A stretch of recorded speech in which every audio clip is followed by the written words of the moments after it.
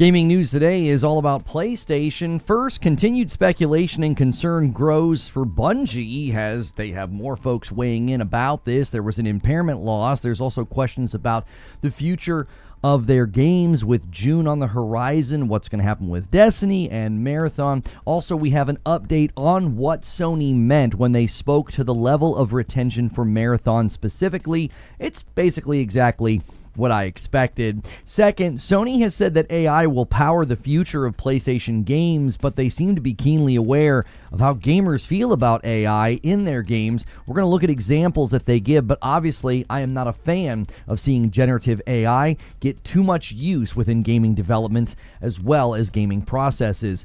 Third, the timing with the PS6 launch is now up in the air. Now, are they going to try to stretch this gen farther, or will global realities and the RAM shortage resolve in time to help with production? Now, I've said for a very long time, I thought 2027 was way too early for the PlayStation 6. I kept speculating it would be a stretched generation, 2028 and maybe 2029.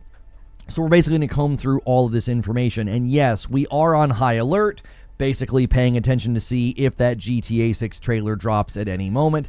I have all of my assets and thumbnails and descriptions ready to go if it drops randomly, because there's a lot of rumblings with their servers and other things going on. So, good morning, good afternoon, and good evening. If you guys are enjoying this content right now, be sure to hit the like button. If you're watching it later, hit like and subscribe, and help us out with our member goal. We've been trying to get to 600 paying members. We're at like 530. So if you enjoy this content on a regular basis, one way of keeping it around, it's the way I do this full time, is hit join for $5 a month. You can support me directly, and you get a bunch of extra stuff as well. So let's get into this one. And first, we're going to start with Bungie. And hang on one second. I want to make sure I have trailers for you guys. All of my browsers on all my computers are being terrible today. There we go.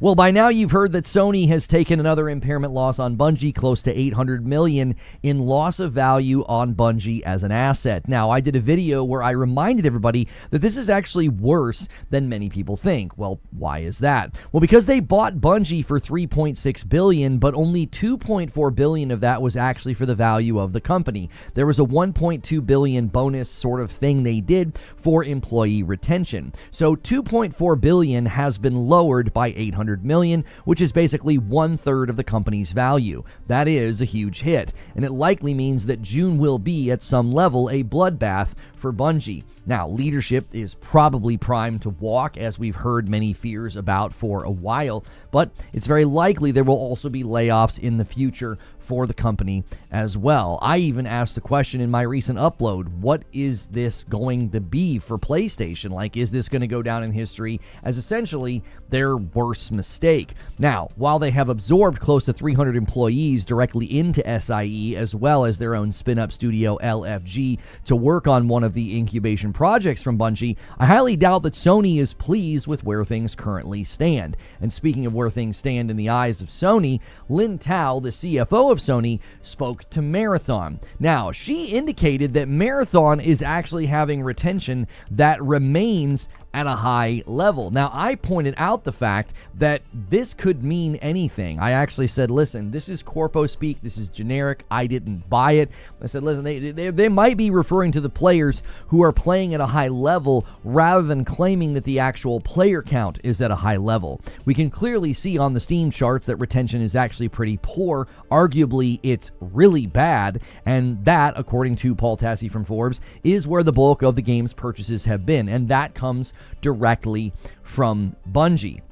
Well, Paul Tassi weighed in again, and he reached out, and this is what he had to say. He says, quote, "So what I've been told about the Sony retention remains at a high level comment is not that it's about overall population, but that it refers to what we saw in the Alenia data in March about those who are into the game are really into it with very high gameplay hours." So this is literally what I said in my live show on Friday. I said, I don't buy the corpo speak. This is likely referring to the people who put in hundreds of hours. Their retention is at a high level. They are putting in tons and tons of time, especially when you read the second part of her statement. She talks about retaining those core users. That's who she has in mind. So Like many times with Marathon, my gut instinct did not miss here. I could tell from the way Lin Tao talked about it and the verbiage that she was using, it was a very carefully constructed sentence to give us a false impression. Well, that begs the question, why? Why bother? If the game's not going to survive, if it's not going to make it,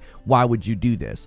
My current theory is that after Concord, PlayStation has an optics angle that they have to consider. They have a vested interest in future live service endeavors. They want their games to do well and not have everybody doubting their ability to even keep them alive. They have had success with MLB The Show, Helldivers 2, Gran Turismo 7. They're likely hoping to have a lot of success with Marvel Tokyo Fighting Souls. But they don't want to kill another shooter, especially a live service shooter that looks somewhat similar to the ideas in sort of the themes when Concord came out. It was sort of this theme of like, well, haven't we kind of already played a game like this before? And many people looked at Marathon and felt a similar sort of distant interest, like it didn't really seem to be pulling at the public's heartstrings. And they don't want to be seen killing another live service game. That is my theory.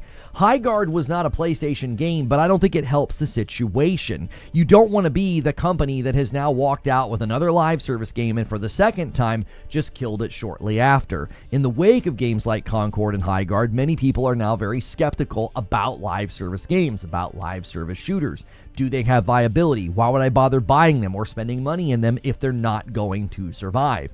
So given the CFO's comments about working to retain highly engaged core users with additional content and further improvements in the gameplay experience, I think that's probably not much. That's more than likely going to be, I think, a small team. I could see them not just shrinking Bungie as a company, but also taking down the team size on Marathon to whatever the bare minimum is. Basically, whatever is required to push out some updates, patches, and seasons as the game sort of dies on its own. They are hitting record lows every single week. Just last night, they dropped below 4,000 players on their peak in the off-peak hours on Steam. It was in like the 3,000s. That is incredibly low for the largest portion of the player base. But given the game's trajectory, Sony's own admission also that Bungie has not met expectations as a company, I cannot see things as they currently stand just continuing. Both Destiny 2 and Marathon cannot possibly be generating enough revenue to justify further investment beyond just basic maintenance or seasonal updates. Even the seasonal updates are a question mark in my mind. And speaking of question marks, I don't have B-roll for this one because this is about the PlayStation 6. And the PlayStation 6 release window is now up in the air. Hiroki Totoki spoke to memory prices and shortages, and when it came to the PS6, he said, quote, "We have not yet decided on what timing we'll launch the new console or at what prices. So we would like to really observe and follow the situation." Now, fans might find this concerning. I have said for a while that 2027 felt too early for the PS6, given how slow this gen started. There was the chip shortages, there were supply shortages, there was the pandemic. I've continued to say that 2028, even as far out as 2029, just made more sense. Totoki did not seem concerned, however. He explained that PlayStation has time to perfect the strategy for the next generation in light of how the number of active users for PlayStation platforms actually continues to grow. He also said they are considering, quote, changing business models to come up with the best solution and strategy.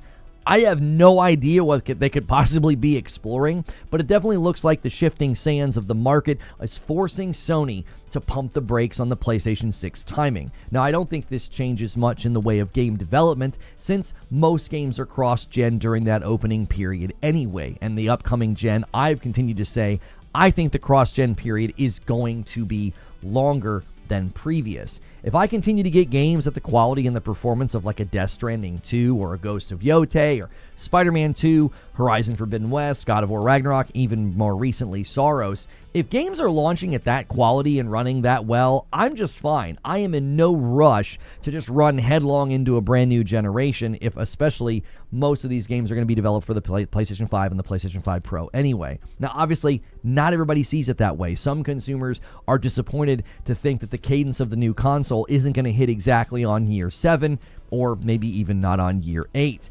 Since we're 6 years into the gen, I think the hardware sales slowing is fairly predictable. Many are seeing those hardware declines as like a sign of worry. PlayStation's on pace to be nearing 100 million consoles in circulation 6 years into the gen. They've outsold Xbox 3-1. I don't think the decline in hardware is shocking to them. I don't think it's shocking to the consumers. At least it shouldn't be shocking to the consumers.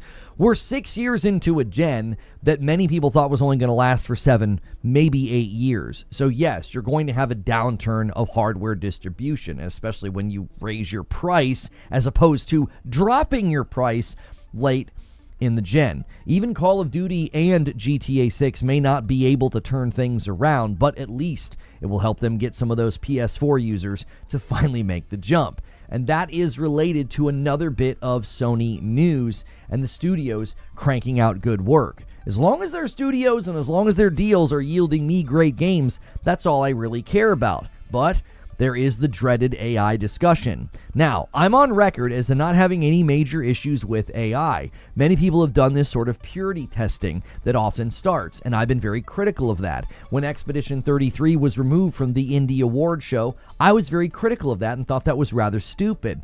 Or when folks got mad that Crimson Desert used Gen AI for some of its paintings on the walls of like buildings in the game. I've continued to say that if you purity test every game for AI, eventually you're not going to be able to buy anything.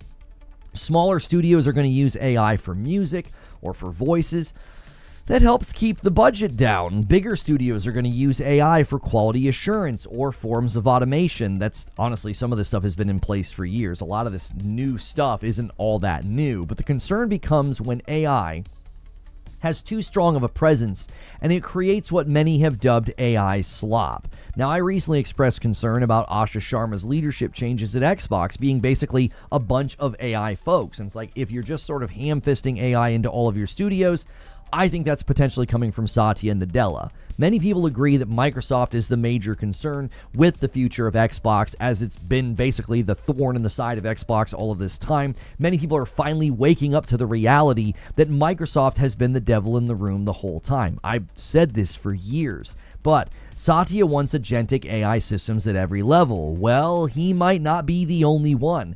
Hideaki Nishino is expressing similar sentiments. In a recent earnings call, he said that, quote, AI is a powerful tool, but it's not a replacement for artists or creators. It is an amplifier of human imagination and a catalyst for new possibilities. Now, you can tell he's aware that the public's concern about AI is that it'll replace the creatives, the people that make the games that we love. But the proof will honestly be in the pudding. You can say all you want, but if you force AI into these studios and into your game-making processes, it will affect the games in likely a negative way. That currently is possible. I mean, we do have games like Expedition 33 that have proven minimal use of AI for some texture placeholders did not affect the game in some huge way.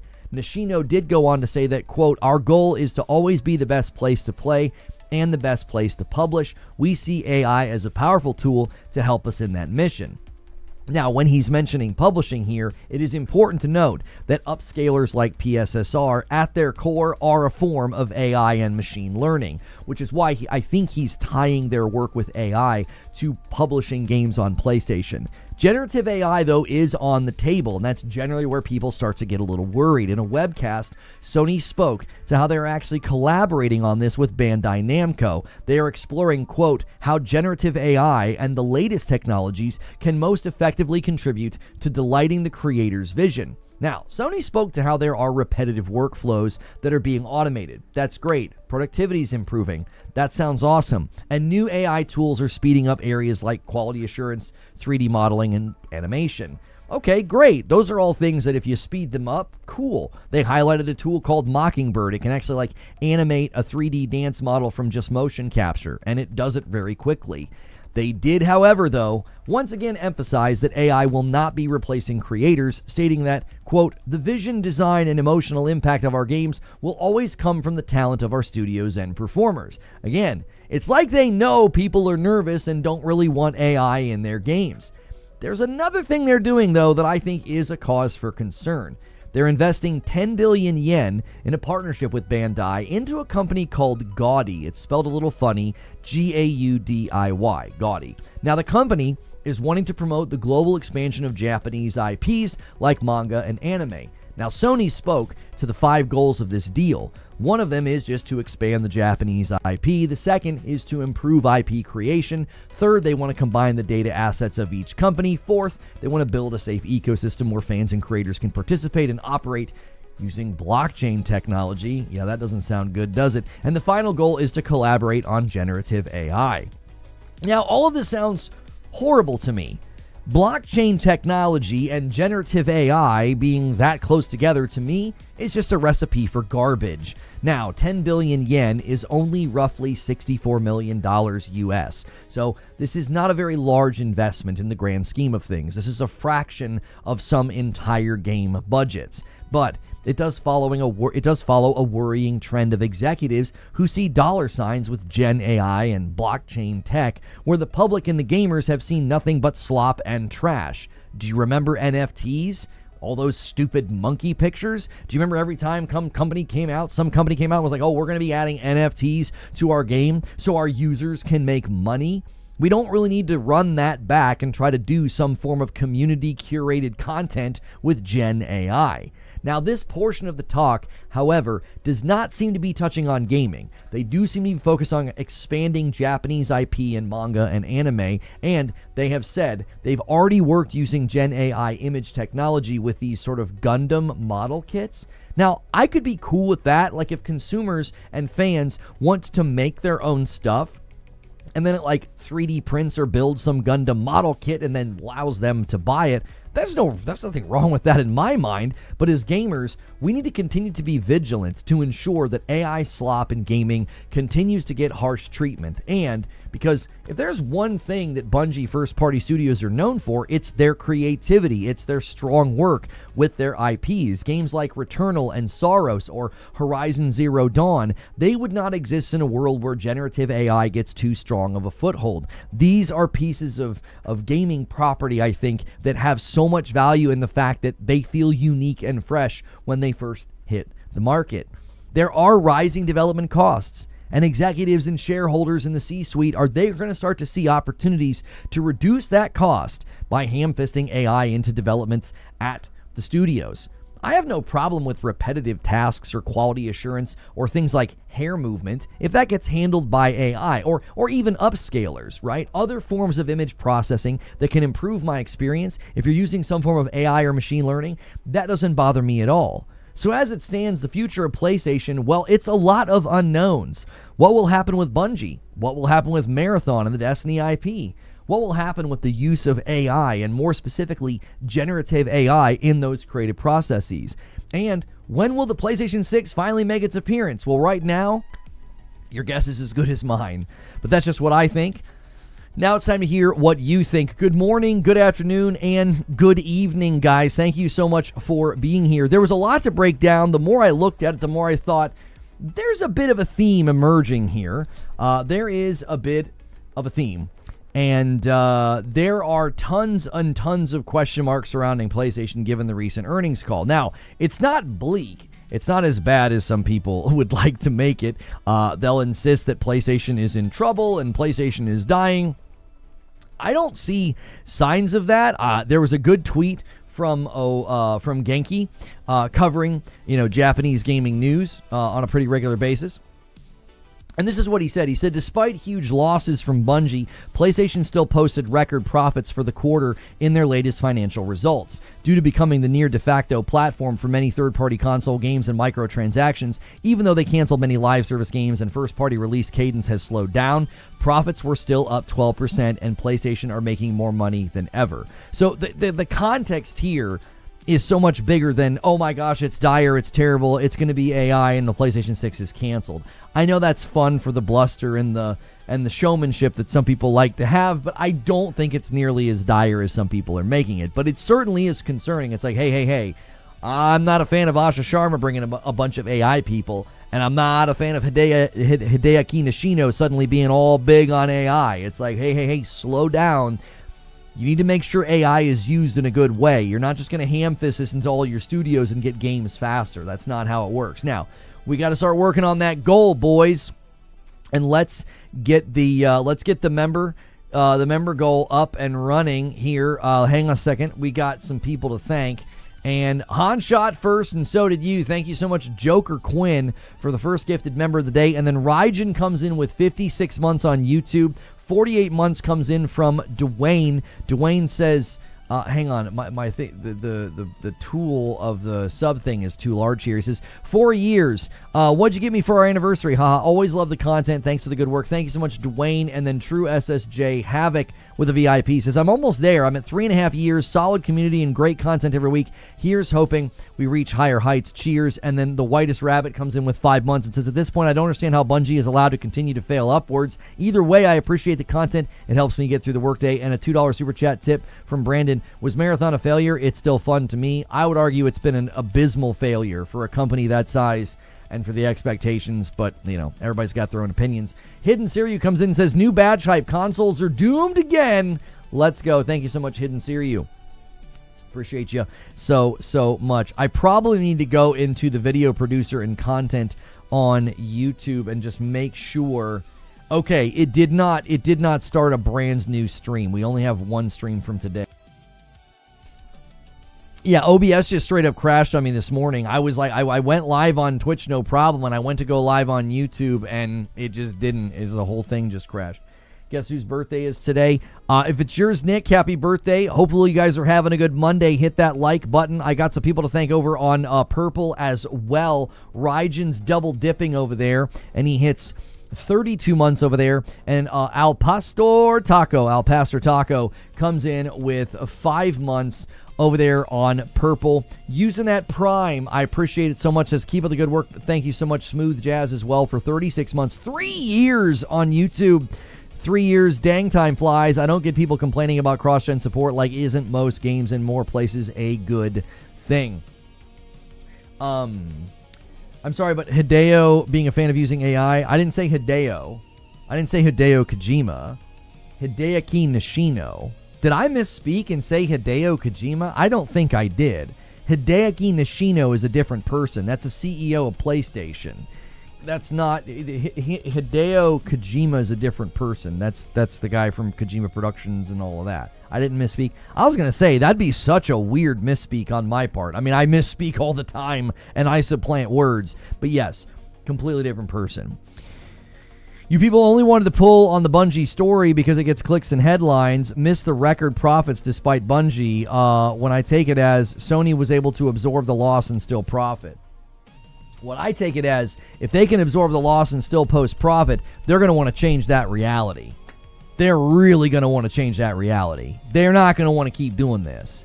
You know what I mean? Outrunning Bungie losses is not their idea of a good time. I'm not worried about AI. I'm worried about AI slop. Unfortunately, most AI is slop.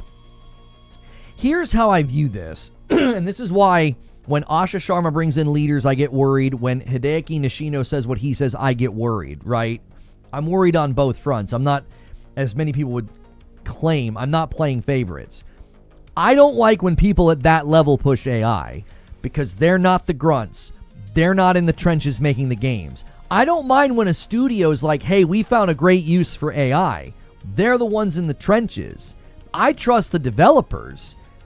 It's like, listen, if you guys think AI can help you, man, more power to you. I know you guys are constantly trying to find faster ways to do things and keep costs down. Yo, Lone Wolf, thanks so much for the renewal, 43 months. Can't believe it's been this long. As I always say, I love this community. Thank you, Lono, and the content for all the content. Thank you, Lone Wolf. So my hackles get raised when someone like Hideaki Nishino does it, or Satya says it, or Asha. I get concerned because I'm like, y'all are at that upper echelon where all you care about is the bean counting. All you care about is, well, we got to get costs down, we got to get profits up, and if you think AI is the way to do it, you'll frickin' just ram it into your studios in a bad way. Now, Nishino kept making assurances they don't want to remove the human element of game making, and it's like, well, okay, I hope you mean that.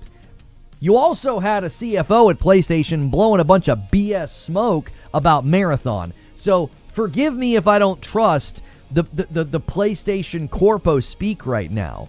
The proof is in the pudding, all right? If for the next 10 years we keep getting great games from your PlayStation's first-party studios, okay, fine. You guys had a respect and a reverence for the creative process. You didn't ruin that with AI. Okay, great. But the proof's in the pudding. I don't know until you prove to me that you actually mean what you mean. Because they blew a bunch of smoke about Marathon. So, he could be blowing smoke about AI. It's like I said, I am more trusting of developers when they say, hey, we have found good use for AI. There's certainly companies that have done it, and we don't even know they've done it. If I have no idea you're doing it, then I don't care. I've been on record as like, I am not in favor of all the purity testing that people do. Well, they did AI. I don't want to support the game. You know what I mean? This person says, all you do is yap, I'm unsubbing. It's literally a talk show. You know what I mean? Are you okay? Are you touched? Gee, many Christmas. Go unsub from Shroud for playing too many games. All you do is hit headshot, Shroud. I'm out. I am out. I can't stand all this gameplay. True SSJ says, I'll say, we don't know about most AI. We only see a small subsection of AI. We don't see the majority of the AI work behind the scenes. No, I completely agree with you. Most of the time it goes by with we don't even see it, right? Malice One says, I agree with you on the AI front, but there's nothing we can do honestly. Yes, there is. Sony's so far ahead of the competition. The only way to hurt them is their wallet. That's right. No one's going to stop buying Sony games. Are you kidding me? No, that's not true. No. Bad games, low quality games, they get what they deserve, brother. No, Sony is not untouchable in this regard. I do not agree with that at all. I don't agree with that. They start cranking out AI slop and sloppy games and low quality games. Here's their dilemma that could, I hope, keep them in check. They're known for delivering excellent games. They're known for that. Listen, you want to suffer from success, that's a great way to do it. You start falling below your previous bar, it's going to be obvious, isn't it? Isn't it going to be obvious? No one's going to support those games. You're not going to buy Horizon Zero Dawn and Forbidden West, and then the third game comes out, it's a bunch of AI slop, and it's sloppy, and you can tell it's crap. You're not going to support that. They have set their own bar. Their games are excellent.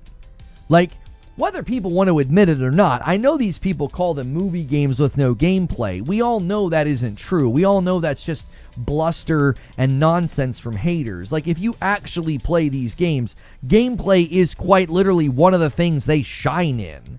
The gameplay in Returnal and Soros is amazingly tight. The combat in God of War is ridiculously complex.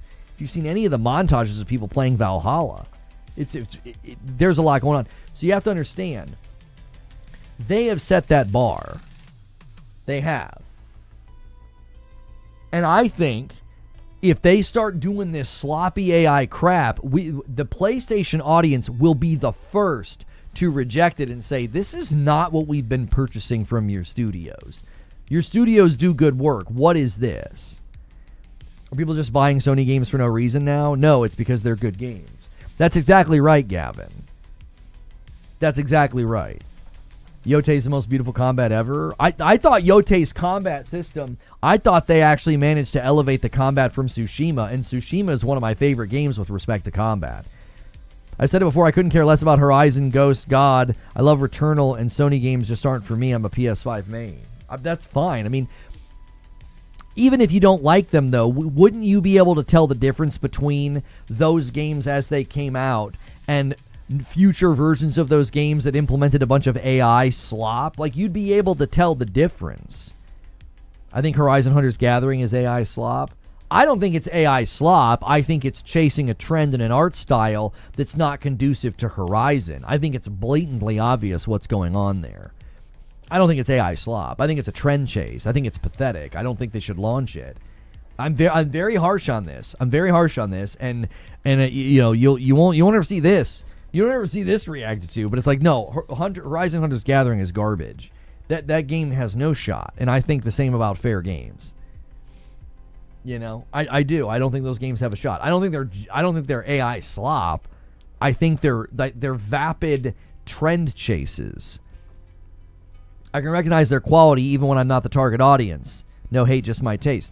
That's the point I'm making, S3 Plan, is that even if you don't play the games, you can recognize the quality. And if that quality started to degrade, people would be like, what the heck is this? Oh, you're saying it feels like AI slop. I mean, yeah, it kind of does.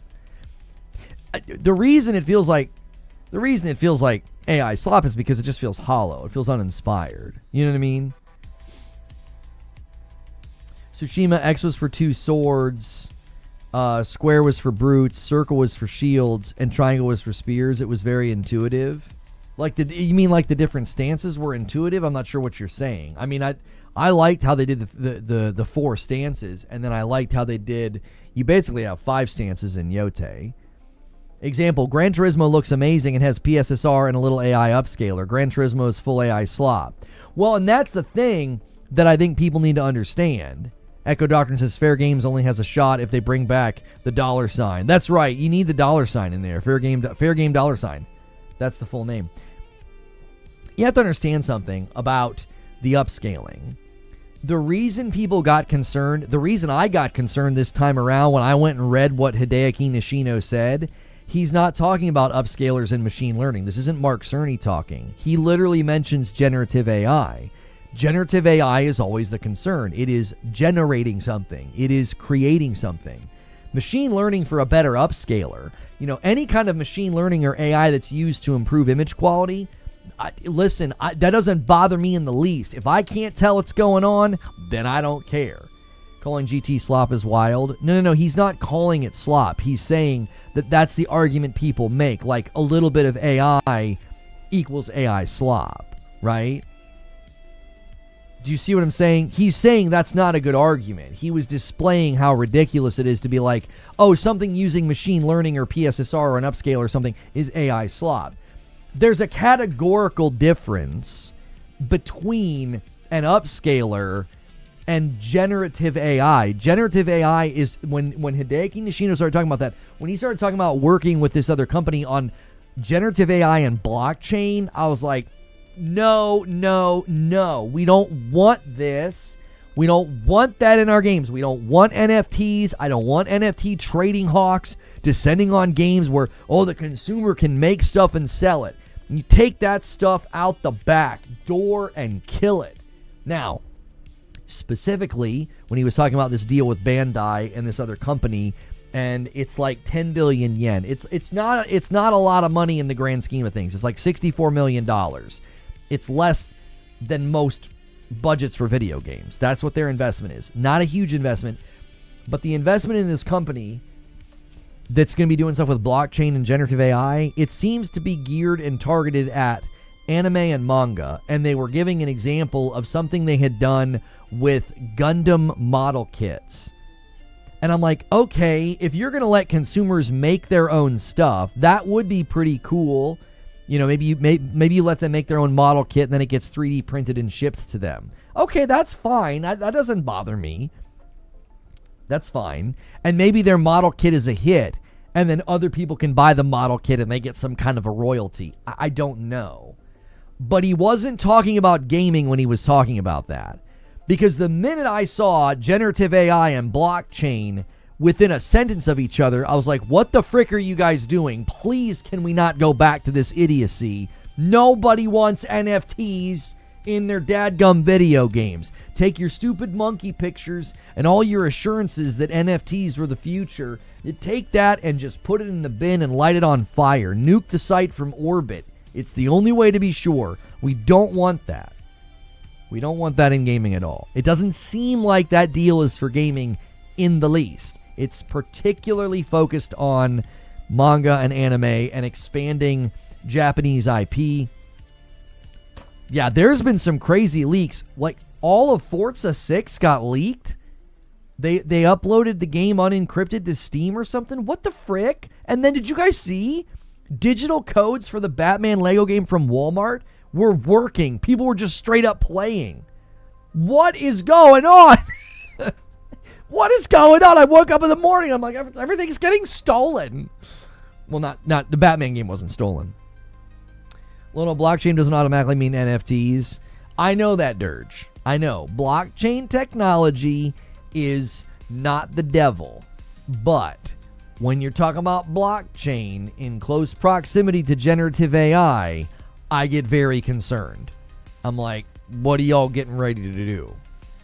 If it only is doing stuff with anime and like Gundam model kits and stuff, that doesn't bother me in the least. As long as it's not coming into the games, I don't freaking care. Okay, that's fine. You do whatever you want over there. That doesn't concern me. That's not a market that I commentate on. I don't have any vested interest in any of that. Okay. I don't have any interest in commentating on that. But you don't you start bringing that over to games. There's how many companies were trying to do that? At least we know Lego Batman's on the disc. No. They were digital keys from Walmart. Blockchain isn't the devil, but the devil sure does love using it. I hear blockchain and I'm out. Don't care for it. Well, it does. They weren't talking about games. That's the only good news I have on that front. Hideki Nishino was sounding a little bit like Satya. He wasn't quite going as full. Satya is talking about generative AI at like every level of the company. That's why I think Asha Sharma's bringing in her AI Avengers. But Hideki Nishino is really big on AI. And I'm like, you better be careful. You better be careful. Like I said, I am more trusting of developers. When developers are like, we have found good uses for AI, I'm like, okay, I trust that more. When a C-suite guy starts talking about AI, I get worried. I'm like, no, you guys are not in the trenches. You don't know what development's like. You know, Stellar Blade 2 won't be published on Sony. Looks like we will get it on PC. Yeah, they basically said they wanted to have a larger global audience, and I think they saw Stellar Blade do particularly well on PC in certain markets, and they're like, we need to make sure we're on PC, because it sold incredibly fast on PC. It did. So it doesn't surprise me at all. And I don't even know if PlayStation wasn't even meant to be the original publisher. I thought PlayStation stepped in to basically save the game, essentially. And the game was so successful, they're now like, yeah, we would like to publish on our own. I think that's probably for the best. I think the game will probably sell incredibly well if they do a multi-platform launch. There are games where it just makes sense, and I think Stellar Blade is certainly one of those games. A lot of model kit building is about customizing stuff customizing stuff out and bashing kits. Everyone sort of shrugged at the model kit thing in the world. I'm part of it. Yeah, listen, I think there could be some really, really cool things. There could be really cool things if you can go in and like make your own model kit and then they can 3D print it. And who knows, maybe it gets popular and people think that your model kit's really good and that people can buy it and you get some kind of a royalty. That could be pretty cool. But as long as they keep that out, I think the crowdfunded, crowdsourced, generative AI blockchain idea coming to gaming, I think would be a concern. I wish we could come up with a better word for what we consider to be bad AI. We have great uses of Gen AI in games. GT7 has Sophie, which is super smart AI drivers you race against. Right. I think people are fearful of generative AI because they picture what some weirdo does with Grok on Twitter. They think that's going to come to games. Like, oh yeah, the developers are just going to push button. Like, you know, make mean angry orc enemy character pink, and you get some generic enemy that looks stupid and has no substance. That's why I referenced Horizon as a franchise, Returnal. I referenced those franchises in particular. And the reason that I referenced those franchises is because I actually think those are franchises you can tell a ton of time and a ton of energy was put into those games to look and feel a certain way. And I think you can get away from that if you start leaning on generative AI too much. That would be the concern. That would be the, oh no, they're going to start doing it. Again, I don't have concerns yet, but I do. Does that make sense? Like, I'm concerned when I hear any C-suite guy starts talking AI, I get concerned. I'm like, I want the devs to make the decision, not you. I want the devs to make the decision. I actually am on the other side of this. Some ways, as I like games giving players the opportunity to make money with their game, just like in GTA 6, so I personally argue for it with parameters. Oh, I don't mind having something. It's when the two come together. You take sort of a crowdsourced way of making money, and then you bring in like blockchain and AI, and I immediately am like, no, this sounds like a disaster. Please don't do this. When they were talking about doing that with a variety of games, I was like, you're going to turn every game into basically a trading hawk marketplace where people will create a sense of digital scarcity, or they'll create because there's no such thing, but they'll create it, right? It's kind of like how CSGO just became like an auction house, right? Like, you don't want every game becoming that. Everybody's then interacting with the game, not for the sake of the game, but everybody thinks, oh, I'm going to get rich quick here. That to me, I think, is a concern when I hear these terms used in close succession. Do you think if you create something with AI blockchains that you'll be able to collect royalties? That's adorable. I don't think that. I was just speculating that that's something that they might be trying to do with the Gundam model kit thing. I don't know. I was just throwing out a what for. The AI companies want you to associate Gen AI with AI that's already being used. These companies are struggling to make money. It's just the same money being passed around. I look forward to when I can tell AI to mod a specific part of the game to do something I want, like change a menu or the color of an outfit. Kino Mansky with a $2 super chat says, Done W replaced, really worth it in my opinion, incredible game. Oh, you liked it. I didn't like it at all. I checked out after about a couple hours. I don't even know how long I made it. I didn't like it in the least bit. So, the AI company owns the copyrights to everything that you make. Yeah, I don't know if you're engaging with what we were talking about. There's a particular company that they have invested money in with Bandai that's wanting to do things with Japanese and properties and like anime and manga. And they were talking about consumers like having the ability to create stuff. I just completely speculated that there might be an opportunity for them to let fans make their own model kits. And then, if people think it's a cool model kit, they could buy yours and maybe you get like a kickback for creating it. Because essentially they could give you a very, very meager amount of money. Not that that doesn't even speak to ownership. That's just a kickback, almost like a commission.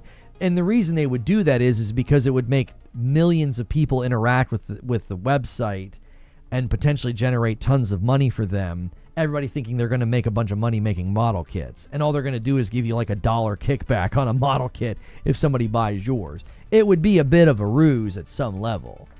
I like to argue for the approach to give people the opportunity to do it if they want to. So not take away from the core of the game, but give that opportunity to make money if they want. You just have to be careful with it because, I don't know if you've looked at Fortnite recently, but, my kiddos got into playing a lot of the games that were made by consumers over there on Fortnite, and it's a disaster. It's it looks terrible. If you interact with the fan-made games over there, it's like all of the worst YouTube thumbnails in the world descend on your eyeballs at once.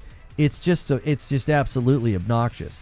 I don't want every game being turned into that. I think there are probably good and smart ways or sensible ways to help people, or to build systems or something like that to where you can make things in a game that make money. But the foot traffic inside of a game alone is absurd. I mean, I can't imagine suddenly having that amount of foot traffic trying to create things to make money. I mean, that's essentially what Fortnite turned into. And yeah, I'm very, very hesitant to think that yields anything good long term. It just becomes a gold rush within the first couple of weeks. A big multi-million-dollar whoopsie. Xbox just leaked Forza Horizon 6 unencrypted files via Steam, and yes, as you might have guessed it, PC pirates have already cracked it. Mario Maker on crack, basically. Mario Maker does it well. Can you make money in Mario Maker, though? the minute you add the element of making money, like if I go make really good Mario Maker levels, can I make money? My understanding was that you made those levels and you could only publish a level if you could actually beat it. And then you could send them to your friends or other people, and then people could interact with them and they could give you a score or what have you. I was never under the impression you could make money in Mario Maker. All this anti-AI talk is just so the billion-dollar companies can continue fleecing us. They don't want competition by like 3 guys cranking out full-fledged Call of Duty shooters. That's never going to happen from AI, dude.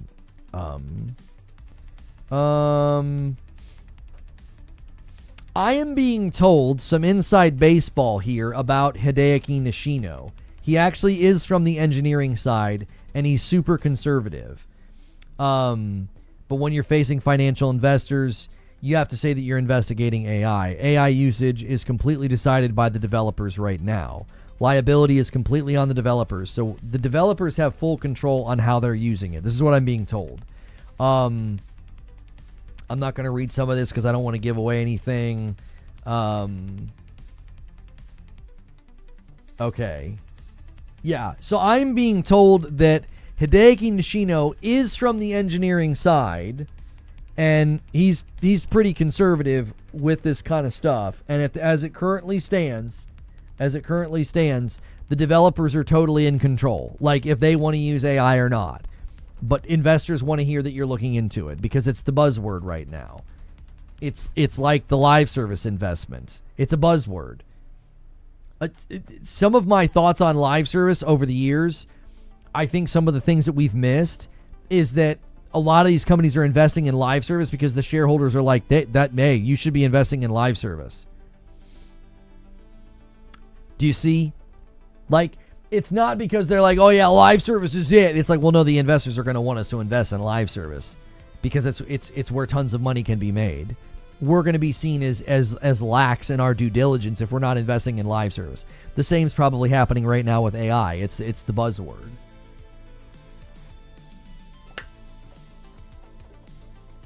You thinking that AI will let you compete with megacorps is exactly what they want you to believe. Yeah, I can't see these guys that make these videos on Twitter and they're like, I made this for $500 and it competes with, $500 million movie budgets. I'm always kind of like, you keep telling yourself that. Yeah, this is where I'm seeing it work the best. Yo, what's good? The topic today is all the PlayStation unknowns. The unknowns for Bungie, Marathon, and Destiny, the unknowns for their use of AI, and the unknown of the PlayStation 6 release timing. There's a lot of unknowns and question marks from the recent PlayStation earnings call. I'm being told AI improves quality because AI is really good at finding problems. That is one area where I'm totally in favor of AI being used. Quality assurance. Like, if you can make a game faster because the quality assurance time, that time period shrinks dramatically because whatever you end up handing to a human person to finally test has had so much of the grunt work and the busy work and the tedium removed from testing for bugs because AI did all of that. In seconds, it can test for a lot of the menial stuff. That, I think, is where I see AI yielding some of the best results. In the category of proficiency, that could yield very good results because you're just eliminating that entire section of work. It's like, no, we don't need 100 people to play through this section of the map 1,000 times each so that we can find any problems. AI is going to find those problems a lot faster. And then when the real people, a human, is in the room playing the game looking for bugs and problems, they're able to look for the big stuff. They're able to look, or maybe they're able to look for the more divergent things that AI might not catch. Didn't AI go rogue and start deleting important files at one of those AI companies? I have no idea. No idea. Nishino has been at PlayStation for years. Basically, he has only been an SIE.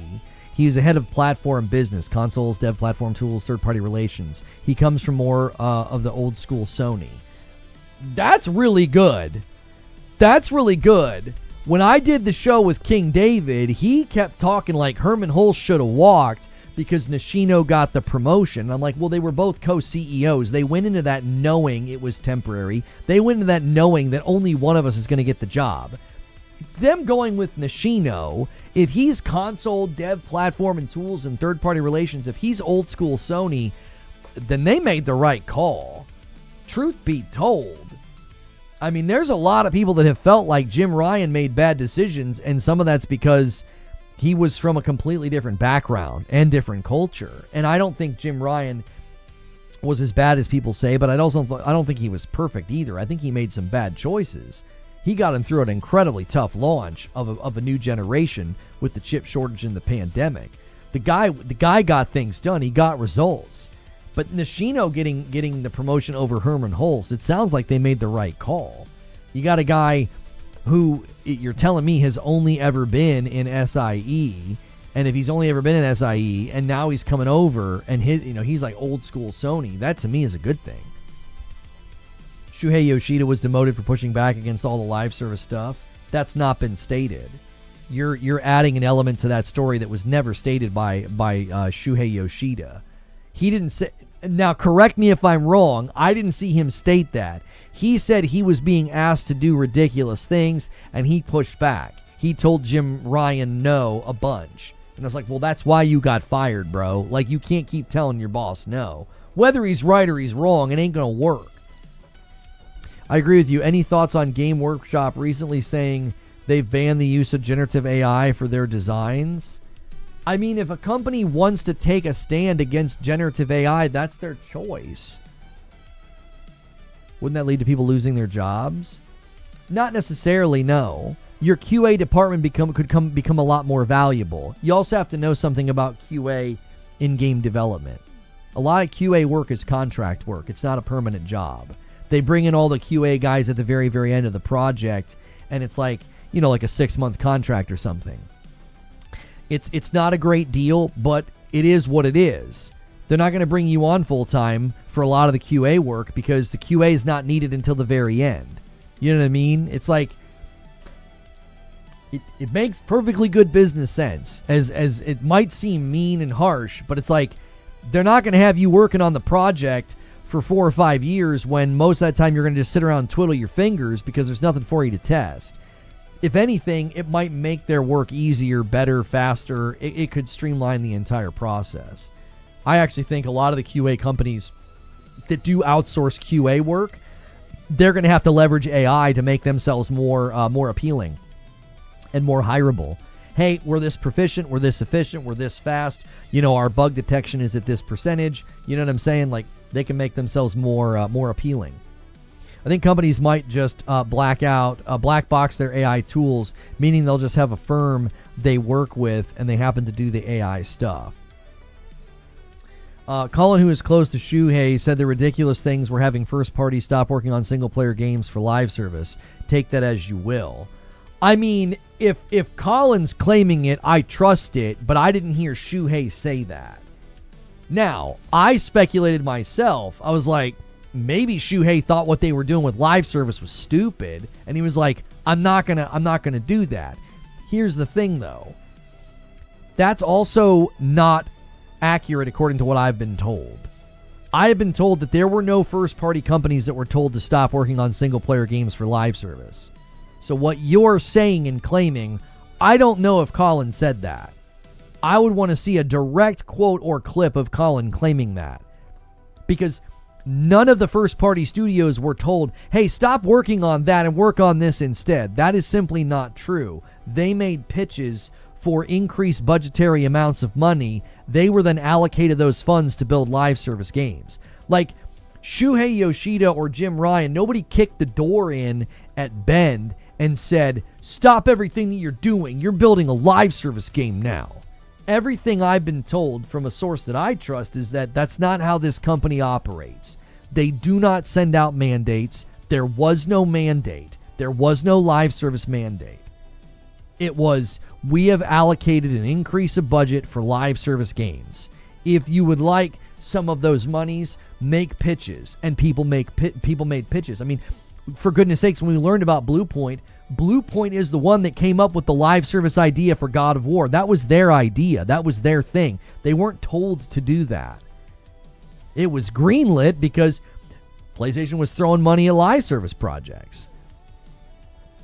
So I don't know where you're getting your information. I don't know what clip or video he said that, but that doesn't line up with the other things that I have heard. That like Jim Ryan was like, hey, Shuhei, you need to go tell that first-party studio to stop working on what they're working on. They need to build me a live service game. I don't think that happened. I don't think there was a mandate at any level. Yo, what's good, feed? It's very possible the first-person studios all saw greed and potential profits, so they actually pushed to do live service. I think a lot of people got the Fortnite bug. All you got to do is look at the timing of what Naughty Dog did. Naughty Dog did that on their own. They thought they could pull a Fortnite. What's good, feed? I see you in the chat. I think I already said that. They like Fortnite explodes in 2018, and magically in 2019, Factions has grown to such a degree that they're like, we've decided to ship it on its own. Street Shadow with a $5 super chat says, no teams were told don't do single player. Budget was increased for single player and live service. You can look at the financial reports. I remember that financial report. I remember looking at it because people were like in a crisis. They're like, oh, half the money's going to live service. I'm like, they've increased the money for single player games a lot higher than it had ever been before. It had increased but higher than it had ever been. So it wasn't like they were they weren't robbing Peter to pay Paul. They were increasing funding across the board for all their games. Y'all want to be billionaires? Let's go be billionaires, said Naughty Dog. Yeah, Naughty Dog got the Fortnite bug. They thought, we can do that. We can ship a game mode like Fortnite. And then they learned, no, you would have to completely change the infrastructure of your company to support this. And they decided they didn't want to do that. Shuhei Yoshida did corroborate that Naughty Dog opted to not do Factions because they wanted to continue to do single-player games, and Factions was going to require them to be unable to do that. It would have restructured the company to such a degree they wouldn't have been able to work on the single-player games in the same way, and they didn't want to do that. And it wouldn't surprise me at all if when PlayStation budgeted monies for live service games, there were a bunch of studios who thought, oh, we could do that. Yeah, dude, we could crush a live service game. And then they all learned it isn't that easy. Sony used generative AI to make God of War Ragnarok? What are you talking about? Where did you hear this? I don't know where you've heard this or seen evidence of this. I don't know if that's even remotely true. Ragnarok was shipped, 4 years ago, which means it was in development for the 4 years prior. So you're telling me from 2018 to 2022, Santa Monica had some form of generative AI that they were using? What are you referring to? Where's the evidence for this claim? Ryan Gasling with a £5 super chat. Do you see similarities in the CGI and Hollywood debate where studios eventually gave in, or is it like the 3D hype that completely failed? I actually think that's a good point. I mean, I think there is an element of like special effects have kind of gone through that wild, wild west where like everybody was throwing too much special effects in their movies, and now more people are going back to practical effects and less special effects. Extra info, Lono says Street Shadow. They allocated new budget and money for live service. This is why they hired so much and why we saw so many downsizing and layoffs when the bubble popped. Oh, for sure. There was a freaking ground surge for live service. It was a gold rush. So many people were chasing it. If you guys are just tuning in, or maybe you've been here for a while this morning, do me a quick favor. We're almost live for an hour at this point. Hit that like button. Let's get 200 likes really quickly. We only need about 20 more likes.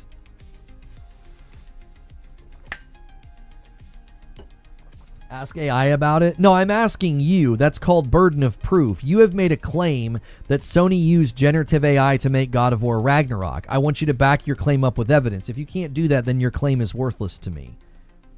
You know what I mean? I could claim that there are aliens in my basement and they make me cheeseburgers every night.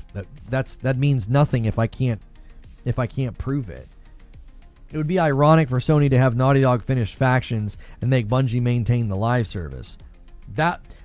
I've had people theorize that's going to happen. I've had people theorize that. They're like, hey, we think you should just hand Factions to Bungie and let them support it. You know what I mean? My aliens are stuck making Korean fusion food. It's hit or miss. That's right. We all have aliens in our basement that make us food, man. Where did you get yours? You know what I mean? Alien cheeseburgers.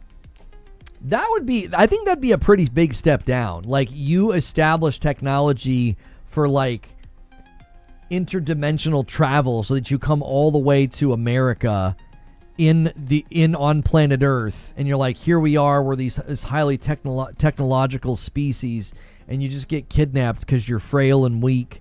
You know what I mean? Like, if their bodies aren't very strong from all the space travel, and they're just we make them make cheeseburgers. They're like what a terrible waste, all that tech. And this is what we have to do. Oh my golly. There's no aliens. Changed my mind. I got aliens making me food too. Now, you guys don't need to go that way with it. You know what I'm saying? You don't need to take it that direction. You know what I'm saying? We don't need to make a joke about that. You don't need to make a joke about that. You know what I'm saying? You don't make this guy here walk into that. You know what I'm saying? With how I look, I can't be making jokes like that. Not you're gonna get me in trouble. Sorry, you advocating for alien slavery? Listen, if they come from outer space and we're worried about them invading, we'd have to do something. You know? We'd have to do something. That's all I'm saying. I think making them make cheeseburgers is a pretty good compromise, you know.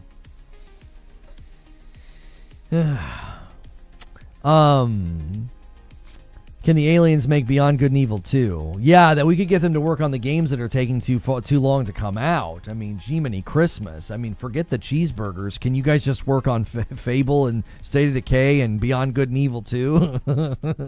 Can they resurrect? Can they resurrect Perfect Dark? Oh. Where can you get them? You got to order them on Amazon, but it's a different kind of Amazon. You'll need a VPN. They came to Earth and they discovered they love to work the grill. That's right. Yeah. In any case, you know, the subject of AI is not the only subject, boys. We're an hour in. Let me throw this one out here, okay? Because I was watching the Iron Lords last night, and King David's getting... Listen, you're getting a little cocky out here, David. I'll say it. You come back on the show and we'll talk about it. You're getting a little cocky out here. Dressed in a full-on Pikachu suit, dancing, saying no PS6. He's very excited. He has been, for a while now, saying no PS6. I think he's going a little too far. I have been saying for a long, long time that the PlayStation 6 would not be coming in 2027. I was like, that's too early. Now, he's on the roundtable Friday. Okay, I'll debate him then. Well, I'll save it all for then. I'll save the fireworks for Friday. You know, I'll go out with a bang. I'm going out of town next week. They'll be like, man, Lono and King David threw down and then Lono left. Lono lost. My trip was planned beforehand. Don't you dare let him run that narrative on Iron Lords on Sunday that he made me leave town. Don't let him. My timestamp this. My trip was planned beforehand. Okay? In any case, you know, he's all like, no PS6. I think the PS6 is assuredly coming. They're too invested in Project Amethyst with AMD. Mark Cerny's got visions beyond where we are right now. There will be a PlayStation 6. Okay, there will be. But I said for the longest time that 2027 was too early. Okay, I said it was too early. Now, to be fair, my prediction wasn't based on the realities they're facing right now. My prediction was based on something else entirely. I said they started this gen too slow. 2020 and 2021, it was such a slow ramp up. Those 2 years almost don't even count. They're going to want to get more life out of this gen. They're in their 6th year. You know, they're approaching 100 million in circulation.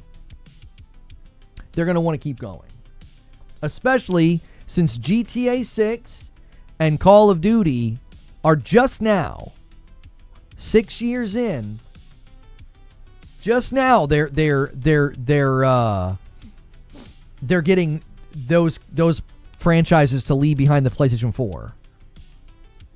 Like, it took them 6 years to get some pretty big releases to leave behind PS4. I don't think you're like, hey, that finally happened. We finally got those big franchises to either launch GTA 6 or Call of Duty.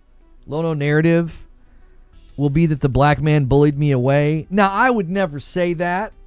I would never say that. You know what I'm saying? I would never say that. I'm saying right now, I'm leaving of my own accord. I'm going on a trip with my family. So if King gets on Iron Lord Sunday and is like, I heard Reforged's going out of town.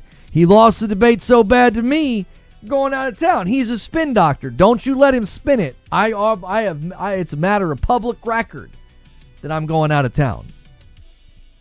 In any case, I don't think he's right. He's no PS6. He thinks there isn't going to be one. I think that prediction, all respect to the king, I think that prediction's absurd. They have way too much invested in Project Amethyst and the technology and what Mark Cerny's vision for the future. There is absolutely no way that there won't be a PlayStation 6. That seems absolutely impossible to me. It seems impossible to me that they would do that. Some of that, I think, is just him having some bluster. I think he's just thrilled at the prospect of it not coming out at the same time or around the same time as the Helix. That's going to be good for him. It'll be good business for their show because he'll be able to yell and scream and everyone's going to love it. Hang on. Okay.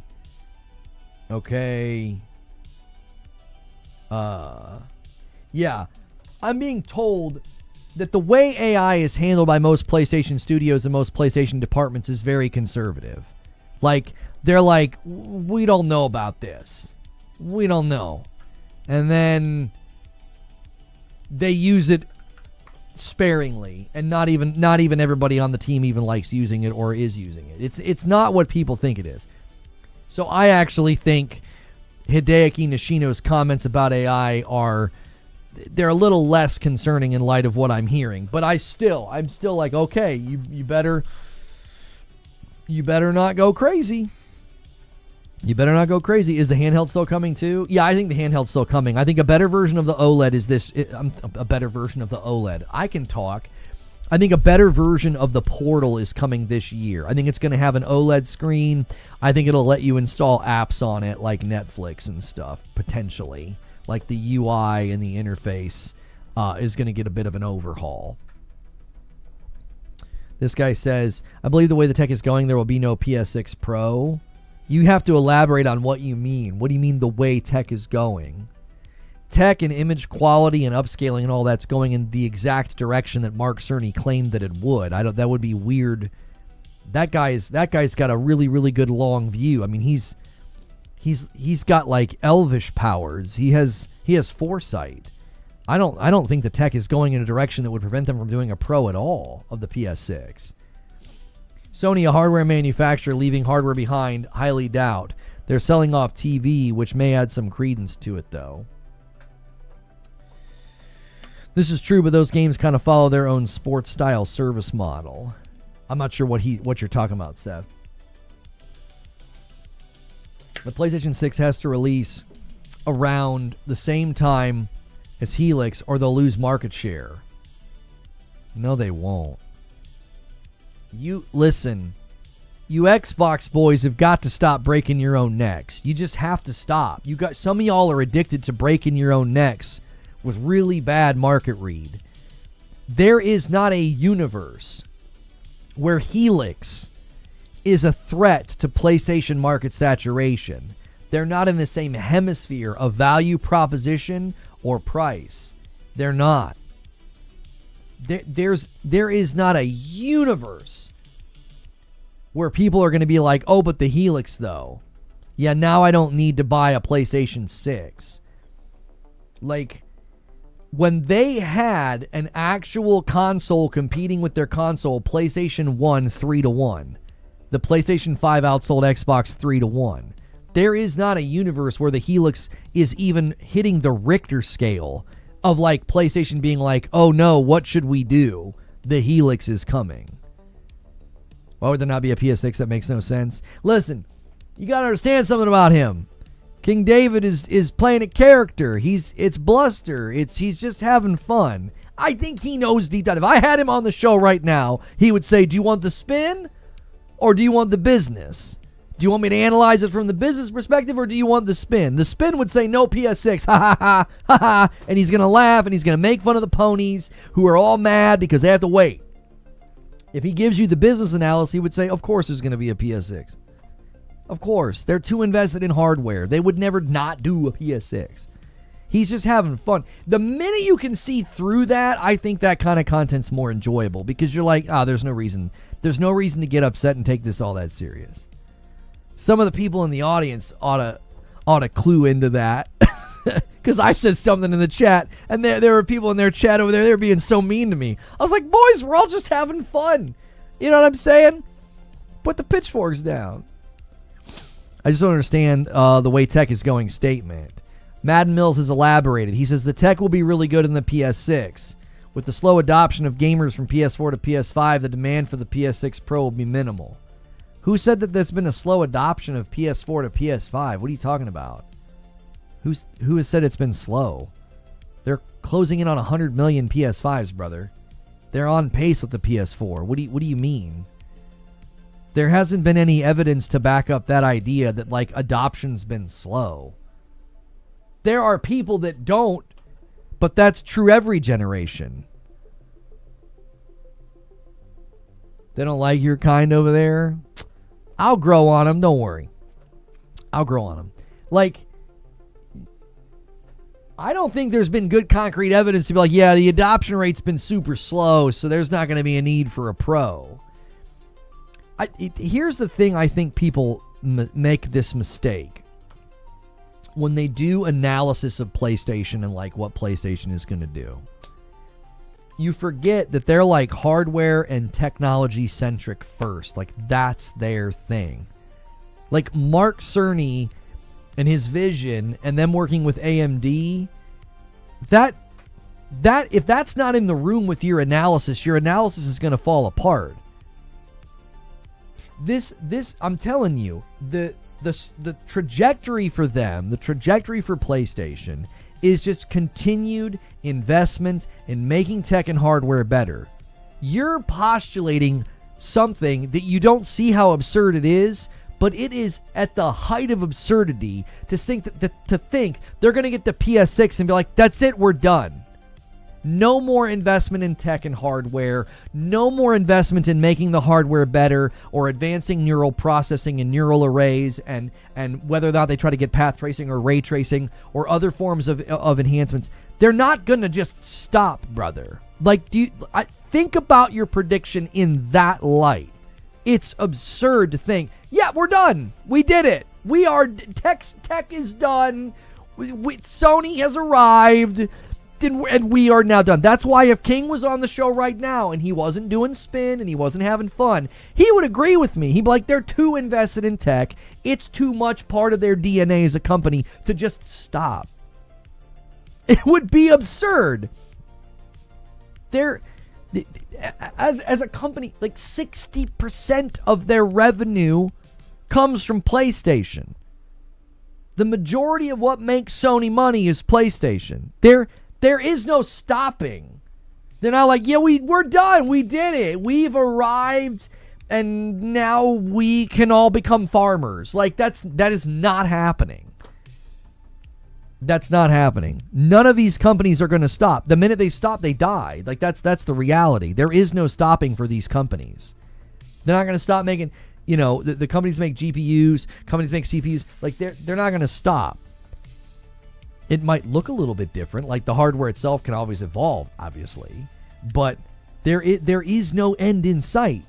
That would just be like, well, I guess we're not the same. We're not Sony anymore. Like, we're not PlayStation anymore. That's what fundamentally what would be them saying that.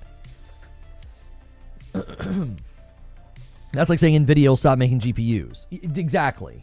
I think the absurdity of the claim, you don't see it because you're just sort of being like, well, they haven't done the best job. And a lot of what you're saying about like, oh, there was slow adoption from PS4 to PS5, that's also just not exactly true.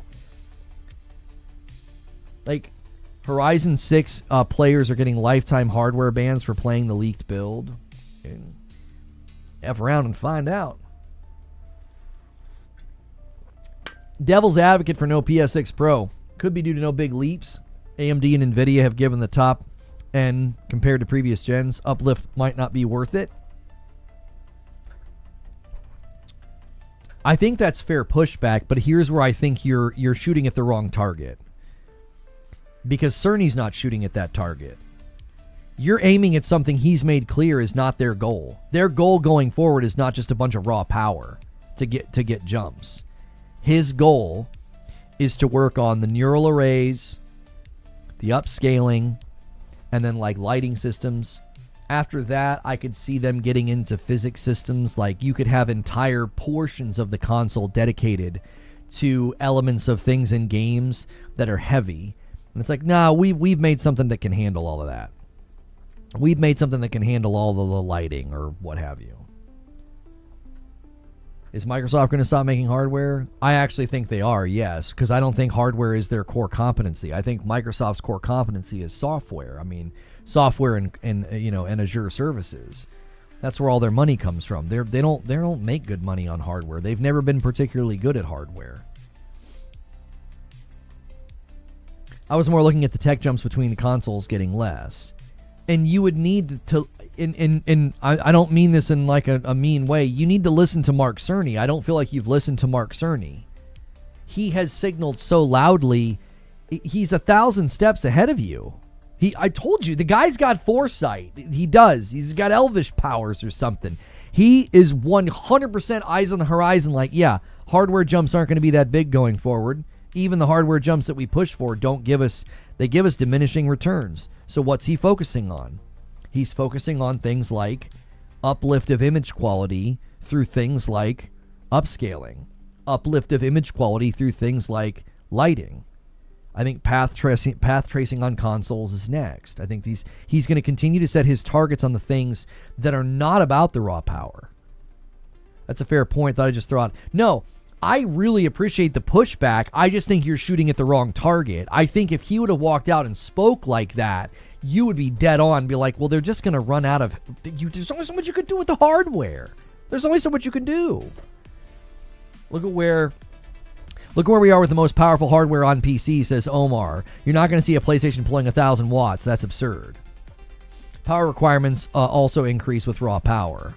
Cerny isn't wrong for that. That's how we got into the RTX generation with NVIDIA in the first place, says Omar. I'd kind of walk back through your comments. He's an elf confirmed. I mean, if you listen to the way that he talks, I mean, it kind of makes sense. That homie just straight up walked out of Middle Earth to help us work on, technology.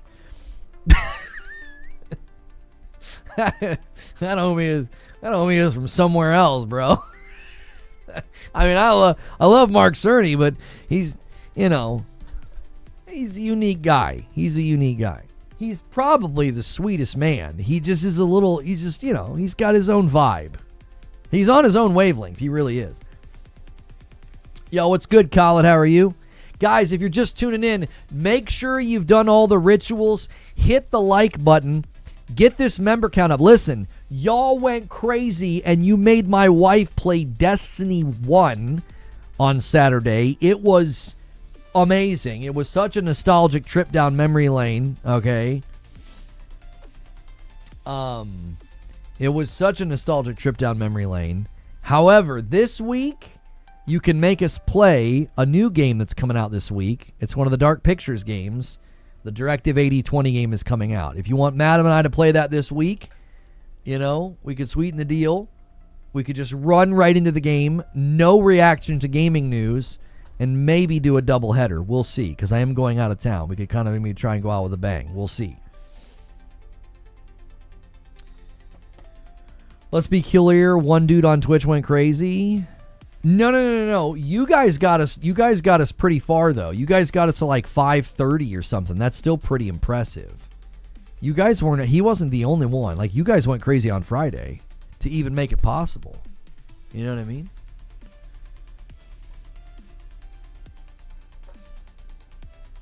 I watched it. She blew it in the Cosmodrome. There's all this cool stuff happening. She was trying to look at a door. I know. I was like, what are you doing? I'm like, look at there's stuff happening. You're looking at a door. That's how she plays, dude. She looks at everything. Checks every door. Checks every bin. You know? I'm like, come on. Mark Cerny platted Balatro. He's not a normal person. Her not checking her radar? Oh, that was driving me absolutely crazy. Are you going to play mixtape? Listen, I have no desire to play mixtape because it's not the kind of game that appeals to me. And I'm not going to be won over by nostalgia. Like, I listen to Smashing Pumpkins and all those bands. Like, I was born in 81. And the game doesn't call to me at all. And I just think the dialogue around that game, I'm just like, okay, y'all, everybody's being weird. Everybody's being weird about this game. It's not a Game of the Year contender, and it also isn't a threat to you. It's not. It's not. It really is. There's not. I don't even know what's happening.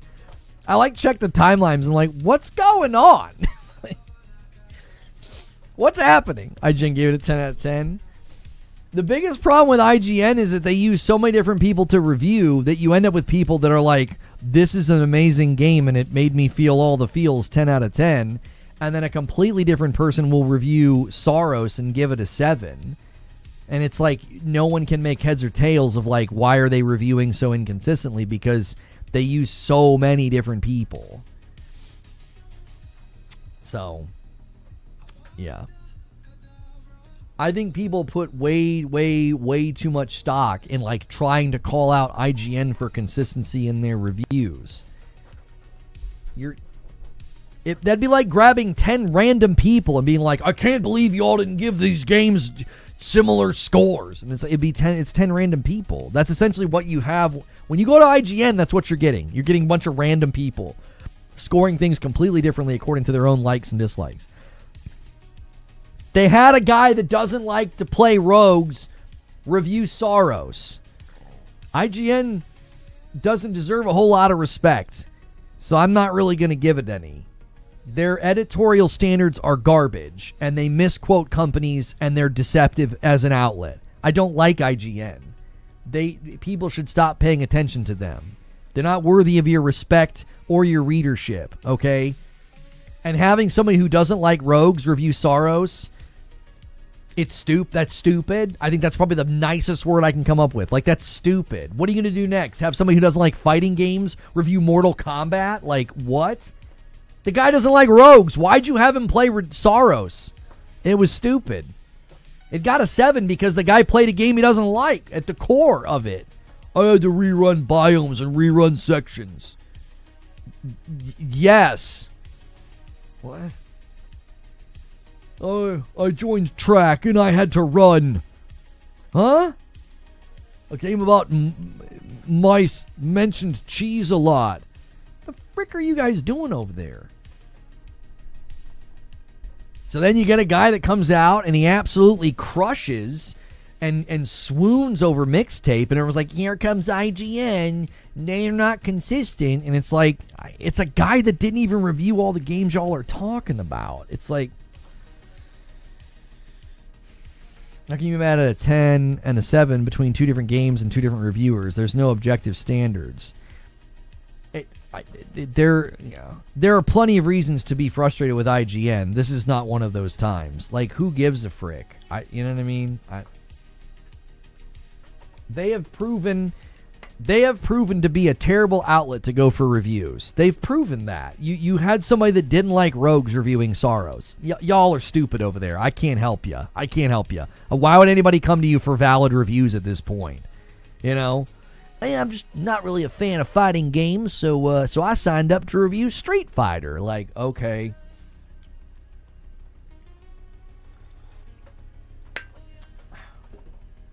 Yeah, and the guy that reviewed Mouse PI tried to sound so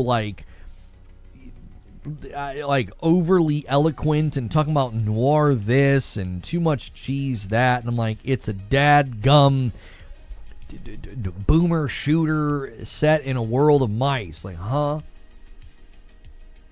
Anyways, I don't want to spend any more time talking about it. I don't give a frick about mixtape. I don't care in either direction.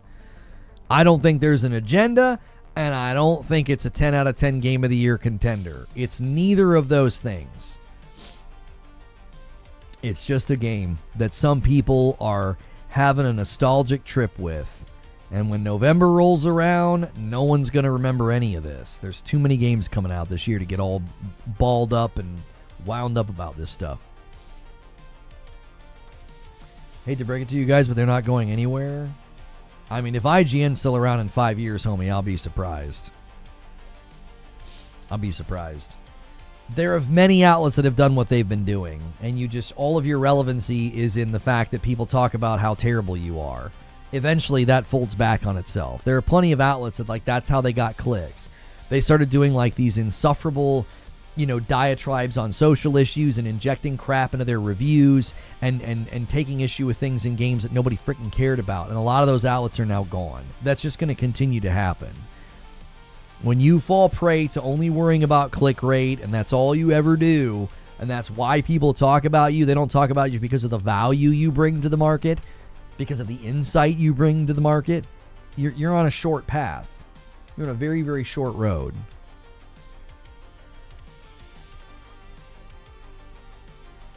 So, yeah.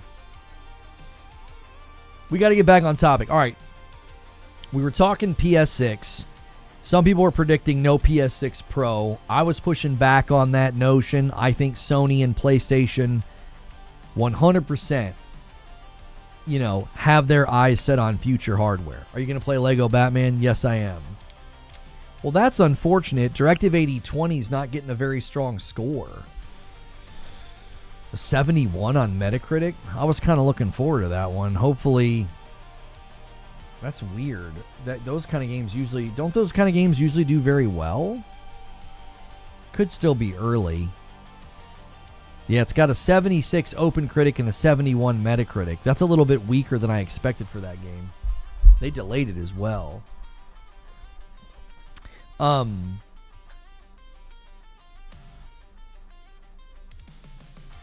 They seem pretty married to the Pro thing. I don't think PlayStation's just married to the Pro thing. I think PlayStation and Sony are married to hardware. It's what they do. They're a hardware company. They're in a partnership with AMD. That isn't changing. I don't think their future and their outlook on the market's changing in that regard. Yo, good morning, Big Punk. How are you? Same team that did The Quarry? Yeah. Yeah, Eurogamer says, it's a touch too long, it's a little too one note, and I wish it could have pushed a little bit harder to find its own identity.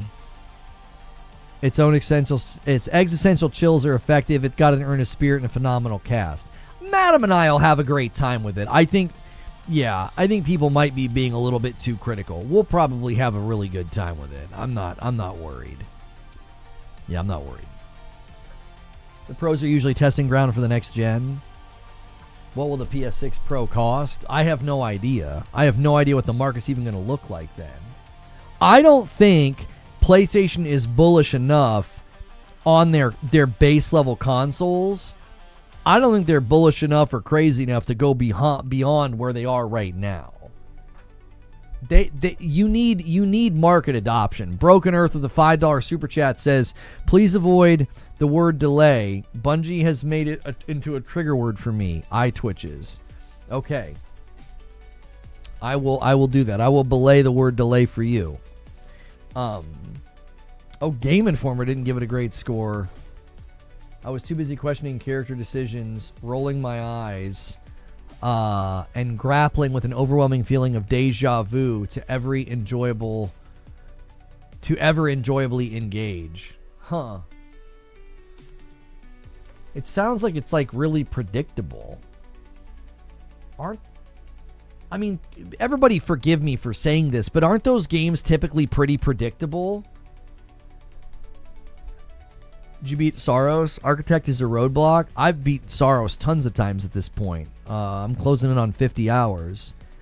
I even tried the thing where I turned off all of my power and put myself at level 0, and I still smoked Biome 1. I want to do a fresh save just to see how the game feels when you don't have a lot of power, and see if you can, can you set the game up to where you never use the skill tree. I'm just kind of curious. I don't know. I feel like I'm too good at the game. I need it to be harder, and that I literally did the no second chance.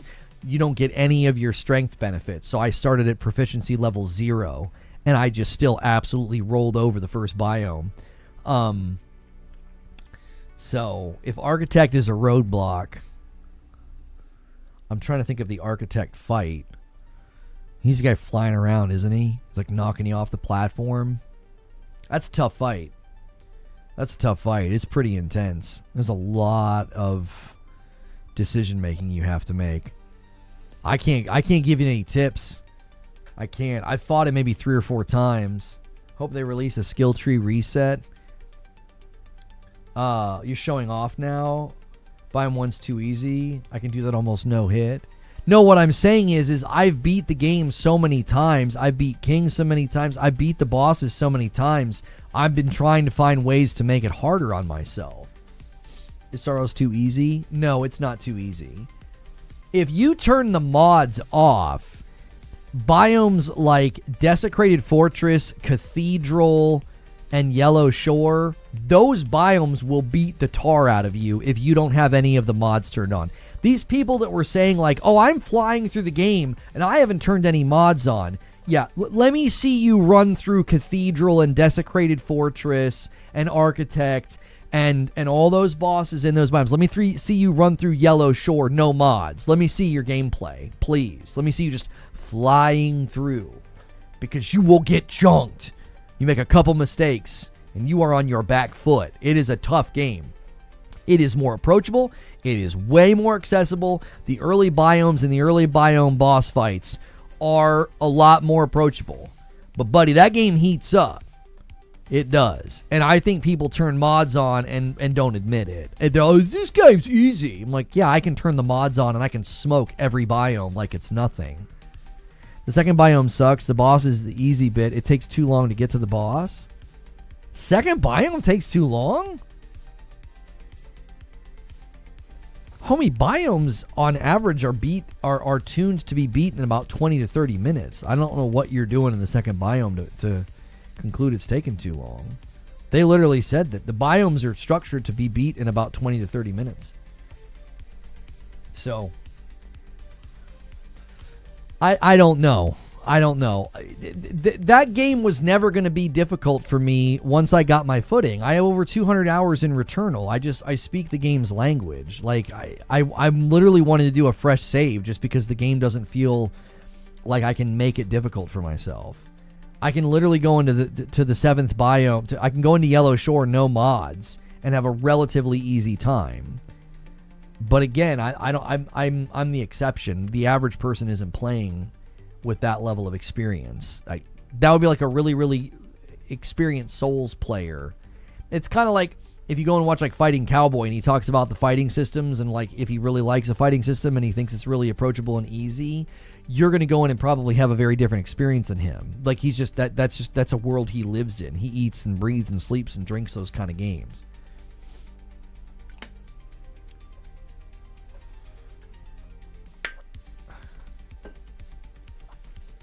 Mick D09 with a gifted member. Thank you so much. Yeah, you can't base much off of me. Like, I can give tips and stuff, but I don't know. It took me an hour to beat the first biome. My biggest gripe with Saros is, you picked the wrong weapon for this boss. Yes. Yeah, some weapons are very, very bad. That's just the nature of a game like that. They have to have bad to highlight the good. I mean, if every weapon was God tier, there'd be no choice, right? So you have to have some weapons that are a little bit harder to use. And a 10 bomb comes in from Hidden Seeryu, getting the week started with the first 10 bomb of the week. Thank you so much, Hidden Seeryu. Yeah. I've continued to want to make a video about the story and why everybody's basically completely lying and being dishonest about the story, and none of them read The Yellow King. I did. People's media literacy is just so embarrassingly bad. They don't understand the story, like, at all. They're all just looking at it through the lens of, like, we hate Disney now, so everything is basically an agenda, and it's just like, it's just freaking tiring. Soros 2, Melee only. Yeah, you wouldn't want to do that. Roguelike's not my forte, but Soros is addictive. I play short sessions because I don't have a lot of free time. Okay, if you are stalling out on Architect, are you just going right to Desecrated Fortress? If you're going right to Desecrated Fortress, do the biome before and then go to Desecrated Fortress so that you're stronger when you get there. Yo, Joker Quinn with the single gift. Thank you so much, Joker Quinn.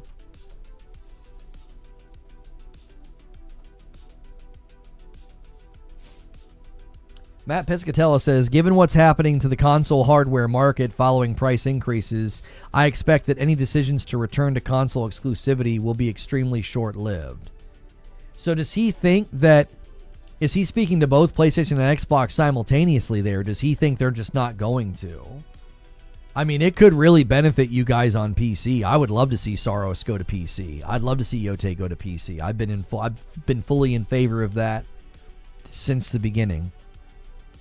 I beat Nemesis last night for the first time. Biome 3 was a little difficult for me. Any tips for Biome 4 through 6? Generally speaking, my tips for Soros are this. Don't use weapons that turn off auto hit unless you are really good, because that will really slow you down. Auto hit weapons are really going to help you. Just keep shooting. Like your bullets are just going. Right? Just keep shooting those auto-hit bullets, right? Whether it's a smart rifle or the repeater crossbow is really good for that. Repeater crossbow, you should just be using alt-fire, like, all the time. Like, there's no reason to not use the repeater crossbow's normal fire. Just alt-fire all the time with the repeater crossbow. Smart rifle, kind of the same deal. I just would use alt-fire all the time. Soldier on music with 45 months. Let me add you to the total. Fingers crossed Soros comes to PC at some point. So that would be my recommendation, is if you're having trouble, do not use the weapons that turn off auto fire. Keep a weapon that you're comfortable with. Look for weapons that you're comfortable with. Reroll weapons that drop. If a weapon drops and it's like 5 to 7 levels higher than your current weapon, but you don't want to switch because you don't like it, re-roll it. Use those re-rolls on those. Don't be afraid to do that. Don't be afraid to do that with your power weapons as well. I wouldn't use any of the power weapons other than Prominence. The other power weapons I don't think are worth a darn. They're not good. I don't think they're good. They take too long to charge, or you have to hold the button down. You know, no. The only power weapon worth using is the Prominence. The rest of them can kick rocks. You obviously this, you know, the standard tip of like don't stop moving. The biggest cause for damage in Soros is damage out of the frame. You can't see it coming. So you've got to consult your radar. You've got to use sound. Like if you know there's somebody on your right, don't ignore that guy. Like dodge, get away, reposition. Always keep the enemies in front of you as best you can. A lot of your mistakes are probably you're getting tunnel vision and you're forgetting there's guys on your left and your right. Most damage in Soros comes from out of the frame. It's actually one of my primary complaints about the game. They went a little heavy with ad saturation and the number of projectiles, and I'll have a really good run on a room ruined by one random rogue enemy off here on the right who like shoots me in the back, and I have no way of mitigating it. It's not a major criticism, but it's really my only criticism of the game is out of the frame damage is the most common form of damage in Soros. The other thing I would recommend is if you're struggling on a biome, don't just keep going back to that biome. Like, let's say you're stuck on you know, Desecrated Fortress and the Architect. Don't just keep going back to Desecrated Fortress. Go to the biome before it, or 2 biomes before it, and get yourself really strong, and then go into that biome, and you will notice an enormous difference in how fast you kill things. Now, you can't do that with the Yellow Shore. You can't. You can't beef up for Yellow Shore. That is the true, like, you just go and start fresh every time for the most part. Read my last question. Did you hear about Slay the Spire 2 review bombing? Yeah, I don't care. I just don't care about these guys. I don't have any desire to talk about any of that nonsense. This frothing at the mouth over they're so quick to do purity testing from their own worldview, but they reject purity testing of any other worldview. It's just a bunch of hypocrisy. It's annoying. The whole thing is annoying. Slay the Spire 2's crushed it this year, sold incredibly well. It's on pace to being in a lot of game of the year categories and game award categories, and they're doing freaking purity testing because some person was involved that they all hate, and it's like, okay, you're no different than people that purity tested Hogwarts Legacy because of its association to J.K. Rowling. You're doing the same thing. You're literally doing purity testing. It's just because it aligns with your worldview, the purity testing is okay. Get the frick out of here. Is the game good? Yes? Then shut the frick up. Last I checked, we judge games by their quality. Are they good or not? We don't get out a dadgum microscope or like a magnifying glass and like, oh, you come over the credits. Oh, so-and-so's in there. Shut the frick up. Shut up. You're not playing games if that's how you're judging them.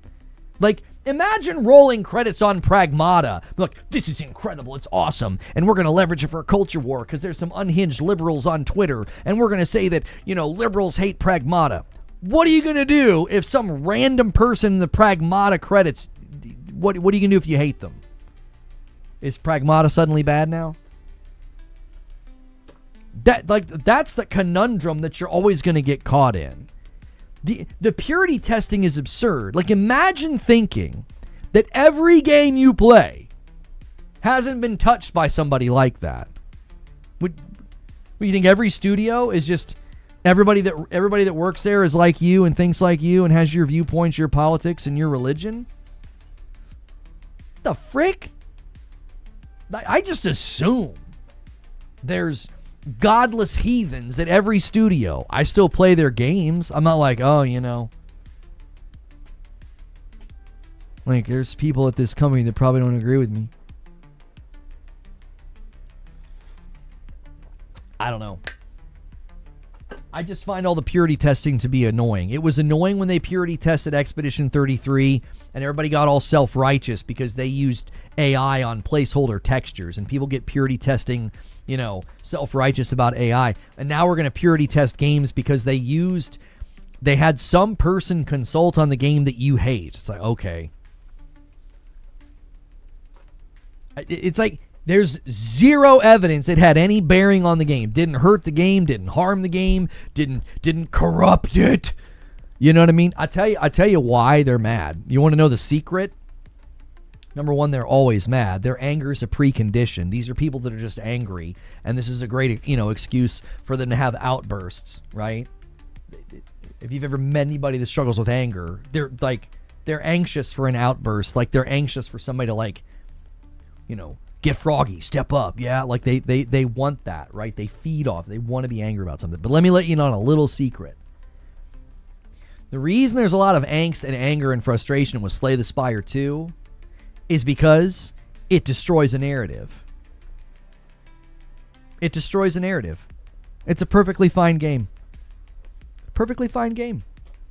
Great mechanics, very successful, well built, small studio. It's supposed to be one of those studios that is just beating the tar out of AAA. I mean, I don't know. That's an awful lot of YouTubers saying that here we go. Indies are embarrassing AAA. It destroys a narrative that these homies have been putting out there for all this time, that if you have somebody like that involved in your game, the game will be bad, the game will be trash, the game will be woke, the game will go broke. Slay the Spire 2, there's no evidence of that. It destroys an entire narrative. So what do? Well, they throw a tantrum. They downvote it. They review bomb it. Just adults throwing tantrums in digital spaces. It destroys an entire narrative. I mean, I'll be the first in line to criticize the self-insertion of things like pronouns and top surgery scars in Dragon Age Inquisition. I thought that was some of the dumbest stuff I think I've ever seen. Just like present day self-insert garbage that has nothing to do with the game or the game's development, okay? I'm the first in line to criticize that kind of stuff. But I'm also the first in line to be like, you're shoveling BS, my friend. You think if anybody from these places and these spaces, if they touch a game, the game's going to be ruined. There are people already claiming that about Wolverine. Slay the Spire 2 destroys that narrative. It came out. There's not a whiff of that in the game. There's not a hint of it, not a sprinkling, not a nugget of it. And they're mad because the game was massively successful and made tons of money. Yeah, you could literally create your character in Dragon Age the Veilguard with top surgery scars. Like, sorry. There are certain things I have a strong aversion to. That was freaking ridiculous. It was stupid. It's gag worthy. What are we doing? Why? Come on. What are we doing? That's gross. There's no reason to put that in your dadgum game.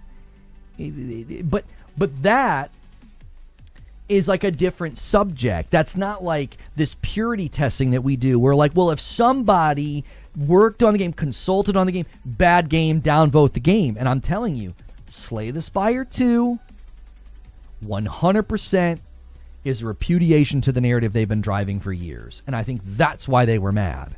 It wasn't like it was detectable. It wasn't deducible in the marketing, in the game, in the story, in the dialogue. None of it. None of it.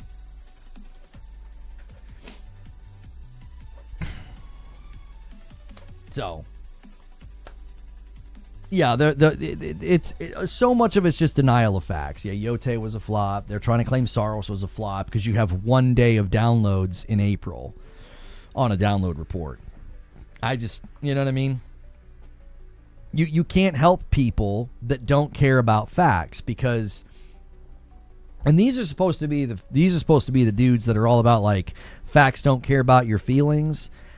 These guys have completely flipped that around. They no longer care about facts. They're just always in their feelings. Everything is about that. Everything is about staying angry and fueling anger. She also had a hand in Tlu too, and if you know her agenda, you know she has influenced quite a few studios. She probably didn't do much in this game. You're kind of off the mark on this. How? How am I off the mark? You're downvoting a game that's been perfectly fine, is successful and great, and you're downvoting it because she has something to do with the game? How am I off the mark here? If it's her specifically, I don't give a frick about her. I play a game and judge the game on its merits. I don't purity test the credits. Imagine trying to do that. You're never, ever, ever, ever going to like any game. There's always somebody in the credits who said something on Twitter that you don't like, who holds a belief that you don't like. Like, you're never going to be able to do this. They liked it until they saw the credits. That's what I'm saying. That's why they're angry. It's a complete repudiation of the narrative that, like, if any of these people have anything to do with the game's going to be trash. And it's like, what? What if they literally brought them in to consult and they rejected their input? Imagine they brought her in to consult. And she comes in and she says some stuff. And they're like, you know what? We appreciate your input. And they don't do anything in regards to what she said. And you're downvoting the game. Do you see how stupid it is? It's like you're purity testing that she was consulted? Like, what? But they could have rejected what she said. When no one knew she was there, it was one of the highest rated games. Yeah, the whole thing is absurd. I don't care if you don't like her. Did you hear anything I just said? I didn't say a single word about whether or not you're allowed to like or dislike her. I said, if you judge every game like this, you're never going to like a single game. If you purity test the credits of every game out there, you will find somebody who virtue signaled on Twitter or is pro fill in the blank something that you're against. You can't do this with games. You will never, ever find a game that doesn't have this happen. You could find some Eastern developer that you love, and then they're going to use some localization studio who has some hothead, loudmouth, blue-haired liberal in their department, and you're going to be like, I can't play that game now. You see what I'm saying? It's like you're never going to do it. Vix Vapor, thanks for 18 months. Oh, I added it to the wrong one.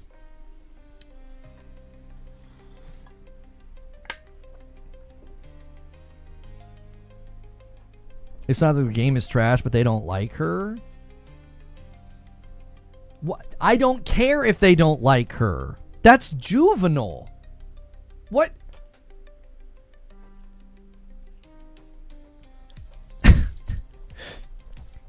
Why are we championing grown men behaving in this way? Why? I don't like this person, so I'm going to criticize game, downvote game. Like, what? Where's the self-control? Where's the discernment? Where's the prudence? Where's the wisdom? What are you doing? You're acting like a fool. You're acting like an emotionally manipulable fool. Like anger over a person in the credits on a video game. Like, huh?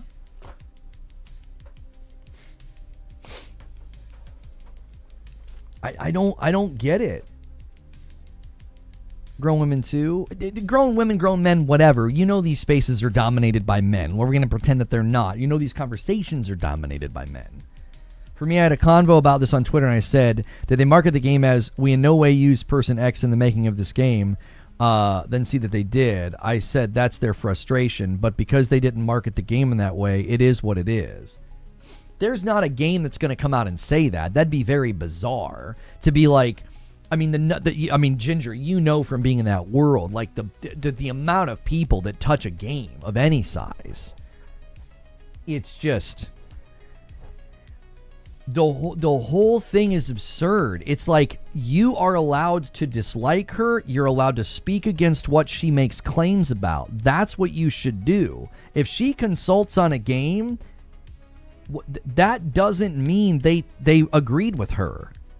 She could have walked in the room and been like, you should make all the characters black. And they were like, we're not going to do that. Thank you for your time. And you're angry at them when really you have no reason to be. That's what frustrates me about this, is like the level of ignorance that we all have. We're all ignorant. We have no idea what she said. We have no idea if they agreed with her or not. She could have walked in the room and gave terrible advice and had terrible insight and said a bunch of bonkers, stupid stuff. And they were like, we're not going to do any of that. Thank you so much for consulting us with, on Slay the Spire 2. And you're taking it out on them. It's absolutely idiotic. We are at the height. We have reached the height of idiocy where men are posturing as if they're tough, masculine, and brave, and like they want, the male fantasy to appeal to them, and they act like easily manipulable, gullible little boys that you get them to rage about anything. And it's like, you're embarrassing yourself. It's embarrassing. You're not acting like a prudent, like discerning man. You're acting like a little boy.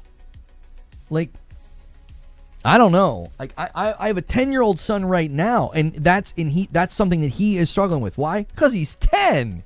It's hard. It's hard to be self-controlled. It's hard not to get really upset. It's hard not to be in your feels. I mean, I know this as somebody who gets very passionate, and I get wound up, and I get in debates, and I'm always working on checking in with myself and being self-aware and making sure I'm not, taking it too far or being too emotional about something. But like, to me, it's like, if this is how you're going to be critical of a game or downvote a game, I don't think that's discerning. I think there's a lack of wisdom and prudence there, and I can't champion it. It's utter foolishness. It's embarrassing behavior. Who just confessed to being a progressive feminist in their own video? OG God of War creator David Jaffe. Yeah, I mean, I think Jaffe is a real monkey wrench in a lot of these theories, because Jaffe just doesn't that didn't affect his ability to make a great character. I mean, isn't he the one that was kind of critical of like the self-reflection and the more somber approach to Kratos in Valhalla? He didn't seem to like that, and yet he seems like a pretty progressive guy.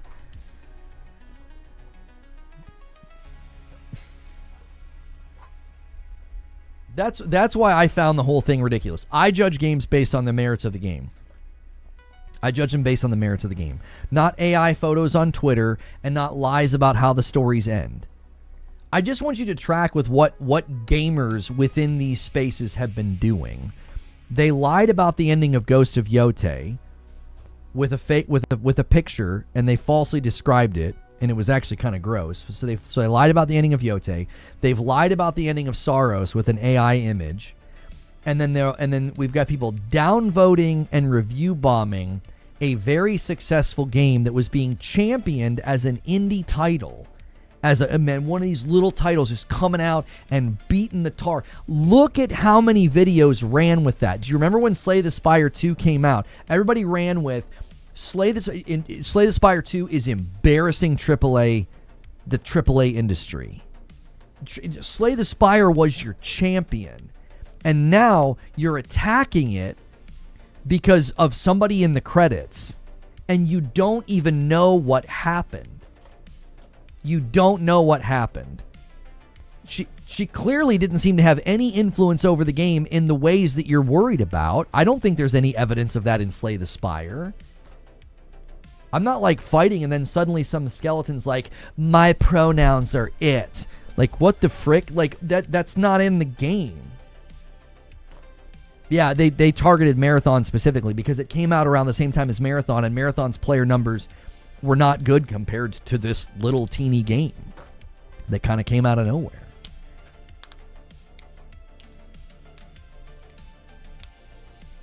She's tied to the original Gamergate, hashtag Abe. She's tied to that. And I don't know enough about her. I bet you I don't agree with her on probably anything. I would imagine we're diametrically opposed within the realm of like our worldviews and our beliefs. But I don't give a frick. Slay the Spire 2 is fun. I don't even play games like that. And I've played that game off stream. I'll just be sitting in here sometimes. I'm like, man, I don't play a little Slay the Spire. I've unlocked some of the I've unlocked some of the characters. I don't even know how many at this point. It's a good little game, dude. It's a perfect game if you have like a Steam Deck. How much time have I put in? Let me see. I played it for almost 5 hours. And you guys know me. I don't do that.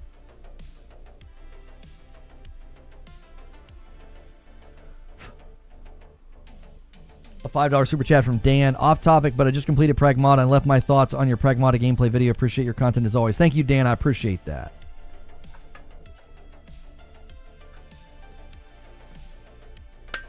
Did someone happen to share the same name? No, I'm fairly certain that Devolver Digital literally spoke out about this.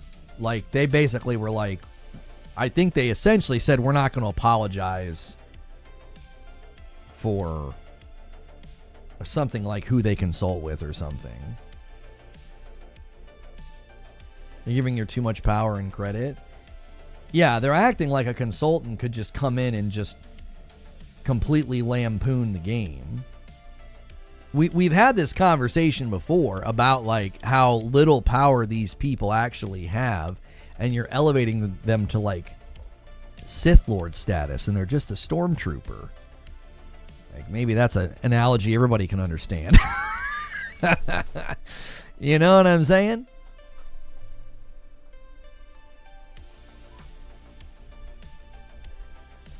If a product is good, I really couldn't care less. Yeah. Like, I've had people have a go at me, and they said that I gave Dragon Age the Veilguard a 10. And it's like, no, I didn't. I enjoyed maybe the first 10 hours, and then I started to really dislike it. And I didn't find the story compelling enough to keep going. I found the gameplay very repetitive and not well designed the further you got. And I ended up stopped playing it and was kind of critical of it. I was like, yeah, Early gameplay wasn't great. It got fun, and then it got old. They didn't go far enough with it. That's also the game with That's also the game with the top surgery scars. That's also the game with frickin' Tash, like one of the worst self-inserts I've ever seen. Like, they literally just let somebody in the studio take their like diary of frustrations about getting misgendered or something, and like they just threw it into the game. It was so dumb. It was the height of dumb. It was like, this doesn't belong in the game. It's so out of left field. It's so out of left field. It would be like playing God of War and suddenly Atreus is like, you feel me, fam? You'd be like, why did he say that? You'd be like, why did he just talk like that? That's the level of dumb that it is. It's like, this doesn't make any sense why this is in this game. When I go to a new restaurant, the first thing I ask is how the chef voted last election. Yeah. You got me to talk about it. It's always bubbling under the surface with me. It's always bubbling under the surface with me. I find all of this to be the whole ethos of it is frustrating. It really, really is. So, and I don't make content about it because I don't feel like I just don't feel like dealing with that mob. I just don't feel like dealing with them. If Metal Gear Solid can have politics, so can Veilguard. Yeah, but Metal Gear Solid is rooted in the real world and is adjacent to those political issues. Veilguard didn't have any reason to ham-fist that into their game. I don't agree with you. I think thematically, you can have games like Metal Gear that are adjacent to like real world geopolitical stuff. But the way it was ham-fisted into Dragon Age the Veilguard was just absolutely absurd. Oh, you were goofing. I couldn't tell that you were goofing around.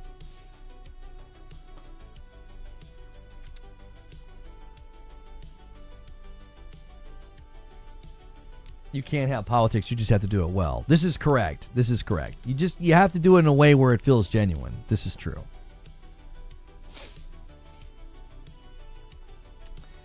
I absolutely understand why you have no opinion. They like to ruin people over political opinions. Well, and I don't fit into their box. I just don't. It's a continued point of frustration for me in these spaces because I don't fit into any of the boxes. I don't. I was raised very conservative Christian. I'm now more in the middle on a lot of issues. Left the faith, came back to the faith. I have 2 degrees from seminary. I attend a Baptist church every Sunday. I'm raising my kids in this environment where I am teaching them these values and these beliefs about the world. So no, you're not going to find me in agreement with the more hyper liberal, more hyper progressive stuff. But I'm also not a gullible idiot, and I don't think that like the minute you let somebody of those views touch a game, it's going to ruin the game. I don't believe that at all. I try to prize discernment and not just foolishness and just being tricked and buying into falsehood. Like lying about Yote and lying about Soros. I'm never, ever going to celebrate that. I'm not.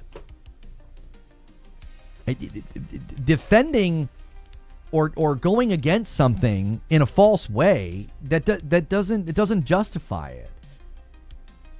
You can't do it in that way. That's the wrong way to do it. 49 months into Member Plus. Would players start playing Marathon at Bungie, added attractive characters? I think it's a big factor. No, it wouldn't change anything. Thank you for getting us to the first 25. Aren't you Jewish? No. Why would you presume that?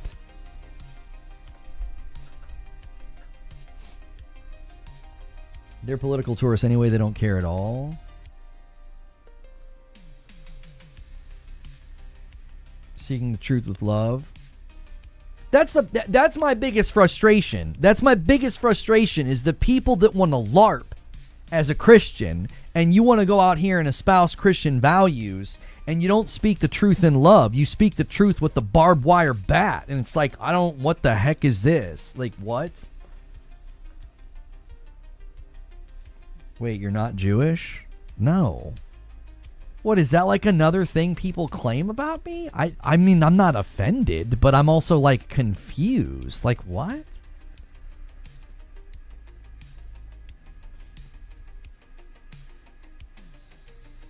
This is why I have mad respect for you, Lono. You look at the nuance in many situations. Oh, the nuisance or the nuance? I'm not sure what you meant to type.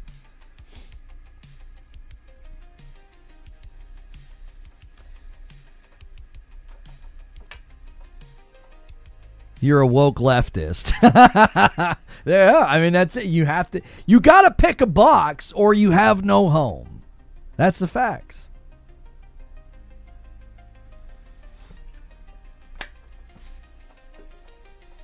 Lono mentions church in passing at least once every stream. Yeah, I'm pretty open about the fact that I attend church. I also make it pretty apparent that I attend church on Sunday, not Saturday. I don't say synagogue. We're not going on Saturday. We go on Sunday. The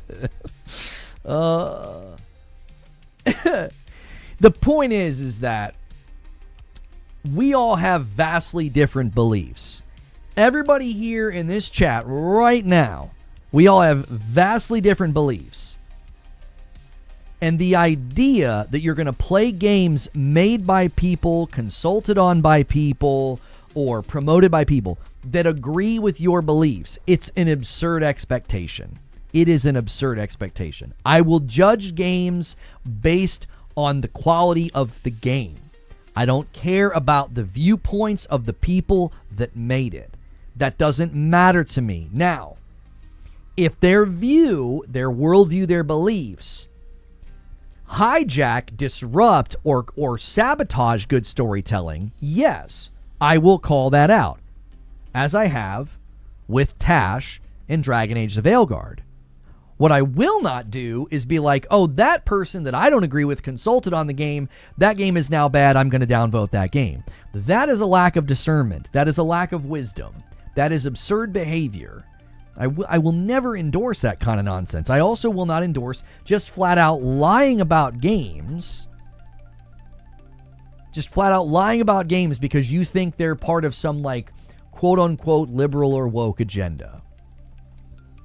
So, everybody of different viewpoints is welcome here. I've made that perfectly clear over the years. You can't come in and attack chat. You can't come in and attack me. But you can come in here. You can be a raging atheist. It doesn't matter to me. We're gaming. We're talking about gaming. If you're a gamer, I want to know. You know what I mean? Did you like Soros? Did you like their interpretation of the Yellow King? Like their version of the Yellow King story? Like, let's talk about that. Let's talk about, the PlayStation 6 release date, or what's Bungie's future look like, and blah, blah, blah, blah, blah. Like we can talk about that. But I'm not going to be like, imagine if I did that. Well, your worldview and background's not the same as mine, so your opinion is irrelevant. Wouldn't that be a ridiculous way for me to engage in these discussions?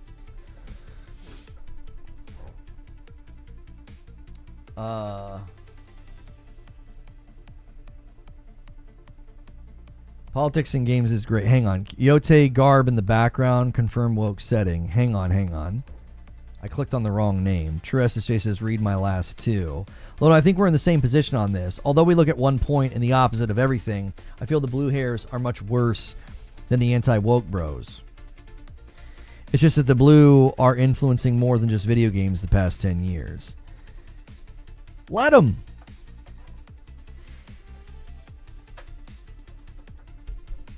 Let them. I'm a staunch liberal, and lately it seems that I get along better with normal conservatives than the far left and the far right. Right? We're all meeting in the middle because we're like, man, people are getting a little crazy. You know what I'm saying? They're getting a little crazy. It's like, this is how I've experienced it, Oldie-tron. This is how I've experienced it. Folks that 10 years I felt aligned with have gone so far in that direction, I'm now their enemy. I'm like, you went so far. Why are you all the way over there? And then people over here that I felt like I had some commonality with, they've gone that direction. I'm like, why are you all the way over there? Oh my gosh. Like, that's what it feels like. And I feel like that's descending into gaming conversations where it's like this side's like, they're ruining games. And they're like, you're maidenless. And it's like, what is happening? Nerd Mother, thank you for 51 months. That's what it's felt like to me. That's what it's felt like to me. And I just feel like the best thing to do is to not give it any more oxygen than we're giving it right now. We're trying to give it oxygen right now in an effort to like point out its absurdity, to like have some sense and to have some sensible conversations. But like, this is why I feel trapped, because I'm like, if I make a video about it, I'm giving oxygen to it. They're going to come to the comments. They're going to rage. They're going to fume. They're going to seethe.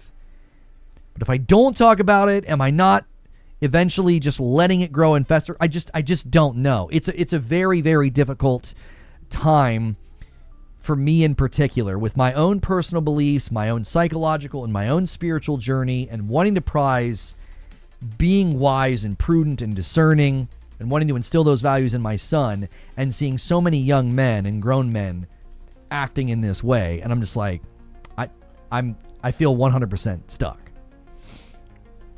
You know what I mean? Like, it is 100% a difficult road. It's like, I just want to talk about how great games are, and it feels like every game gets touched by this. When Slay the Spire 2 can get touched by it, and Sorrows can get touched by it, I'm like, what the frick, man? Joker Quinn, thank you. I do owe one to Purple. I gave one to YouTube by accident, so I'm going to do that to make it right, but we're at 27.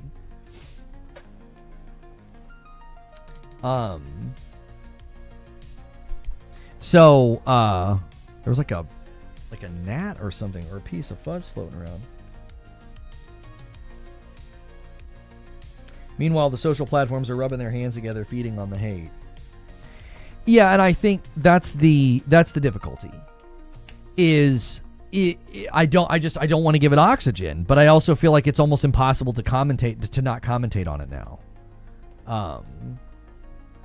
So, yeah.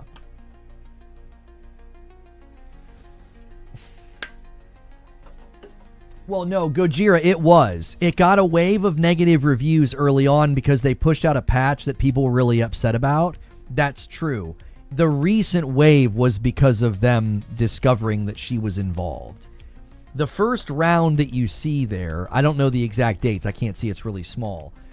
Somewhere between March 16th and March 24th, they had a surge of downvotes because they nerfed something that people liked. Then again, something happened in April that people were really frustrated with. Though there were people, this is the dilemma of an early access game. This is actually a separate and good conversation to have. You know, can Steam implement something to allow people to demonstrate frustration and criticism and feedback on an early access game that makes a bad change? Can they establish a system that doesn't just turn into a bludgeoning fest? It's like, well, we don't like this thing you did in early access, so you just bludgeon the game with downvotes. What the huh? Like, you're gonna hurt the edifice that you benefit from. Like, early access is great. Early access benefits developers, benefits consumers, but the only method that the consumer has to wake up the studio to be like, we really don't like this thing that you did. Sorry, this is all we got. This is the only tool we have. Boom, and they just hit the game with negative votes. The recent rash of downvoting is because they discovered she was involved. It like literally just happened in like the last, I don't know, week. The original review bomb was Chinese players getting mad they were moved away of trivializing the game.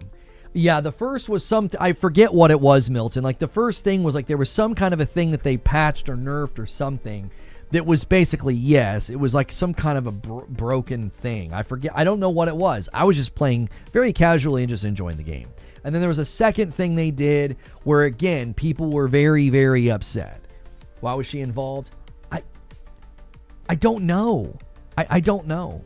I don't care. I do not care. It doesn't matter to me. It would be like saying you know, that guy that made your sandwich at Jimmy John's. Yeah, what about him? Do you think he believes in God? And I'd be like, what do I care? He made a killer sandwich. Like, you see, like, they're just things I don't press in on. I don't care why they involved her. Doesn't matter to me one bit. Was she working for a firm? They engage with the firm, not knowing she was attached, and then she shows up? I don't know. We don't know. And I just frankly don't care. If I play a game and the game is good, that's all I really feel like I need to know. Unless they did something horribly unethical, like, I don't know, like sacrifice children to the moon god so that they could have the powers to make the game, well then yeah, I'd be against that. Oh my gosh, they were killing children. Like, you know, if there were extreme ethical things they were doing that were wrong, then no, I wouldn't want to support a game like that. But like, if I play a game and it's a good game, I don't care about that kind of stuff. Most of the people that make games that I like are from a viewpoint that I don't agree with. So much of the development world is very much not like me. They're not. They're far more liberal and progressive than I am. And that's fine. I don't care. I don't feel threatened by that. I don't know. Maybe some of this is because I've actively engaged with conversations with people who don't believe what I believe, and we've had very cordial and very enjoyable conversations, and then you don't feel like that caged animal, or like you don't feel threatened by them. You're just like, oh, they just think things differently than me. They were raised differently than me. They've come to different conclusions than me, right? James Wolfgang with 48 months. Thank you so much. I just hope a woke blue hair doesn't make an absolute bomb steak. I'd have to rethink my entire life. Thank you, James.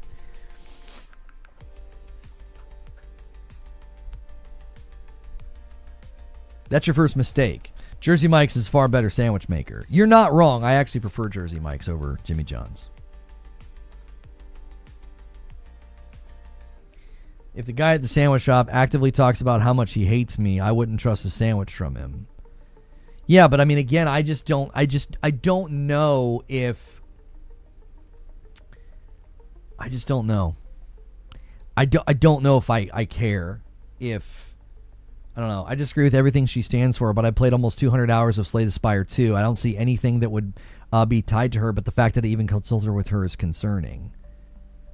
Yeah, I just don't care.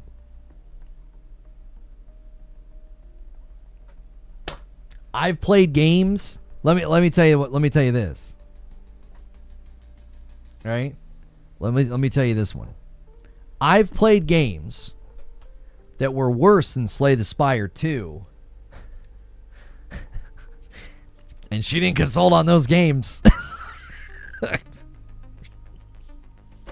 I mean, the guys that made Lords of the Fallen, they're out here being championed by these bros and these dude bros. They think Lords of the Fallen is all that. Yeah? Oh yeah. Yeah. Lords of the Fallen. Lords of the Fallen sucked at launch. It sucked. They had to have a 2.0 moment for that game. She didn't consult on that game. That game ain't woke, and it sucked at launch.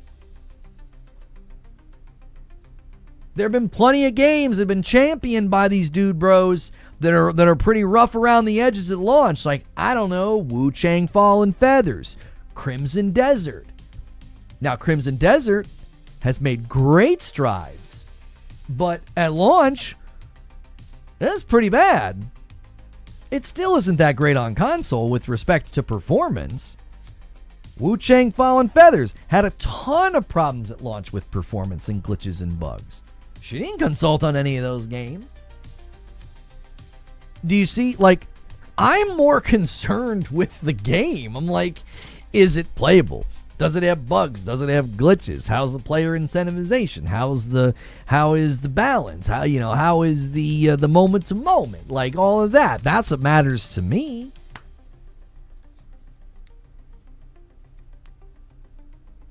Like, you see?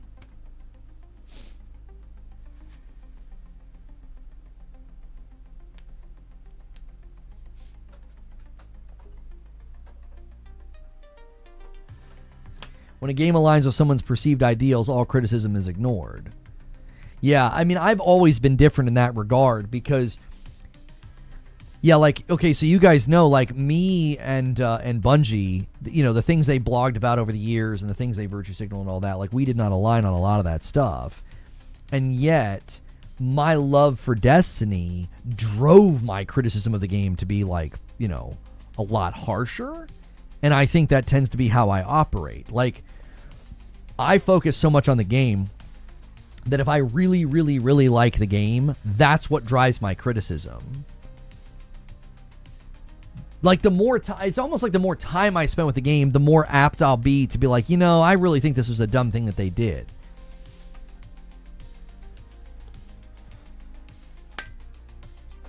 She was, BMO, careful.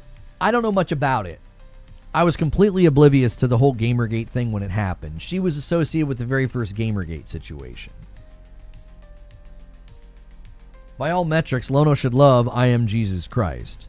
Not necessarily, no. Most of us would think that it's somewhat irreverent, if not wrong, to make games like that. But I'm not going to get into a hermeneutical or theological discussion with you about what it is to make images of things above or below the earth. I'm not going to do that. But that certainly is not the way that typically lands. Lego Batman Legacy of the Dark Knight is 60 FPS on the PS5 and the Xbox Series X. Where are they getting this information? Have people... Because people were... I don't know if you guys saw this. The Lego Batman game was playable on Xbox with a certain... I think the Walmart digital codes, I think. Oh, you were making a joke, Smooth Jazz. Okay. I guess if you had a Walmart code for the Lego Batman game, you could basically play the whole game right now. 007, they said back in September, pleased to showcase 007 First Light is running 60 FPS on the PS5 Pro. Let us know what platform you're going to play on. So you're seeing more and more studios now making sure to actually directly talk about 60 FPS. Is this the official account? Yeah, this is the official 007 First Light account. Yeah, they're literally saying, pleased to showcase 007 First Light is running at 60 FPS on the PS5 Pro. Pre-order now and get a free deluxe edition upgrade. It is interesting that they're highlighting the PS5 Pro, though. I wonder if it is having maybe some struggles with 60 on the base consoles.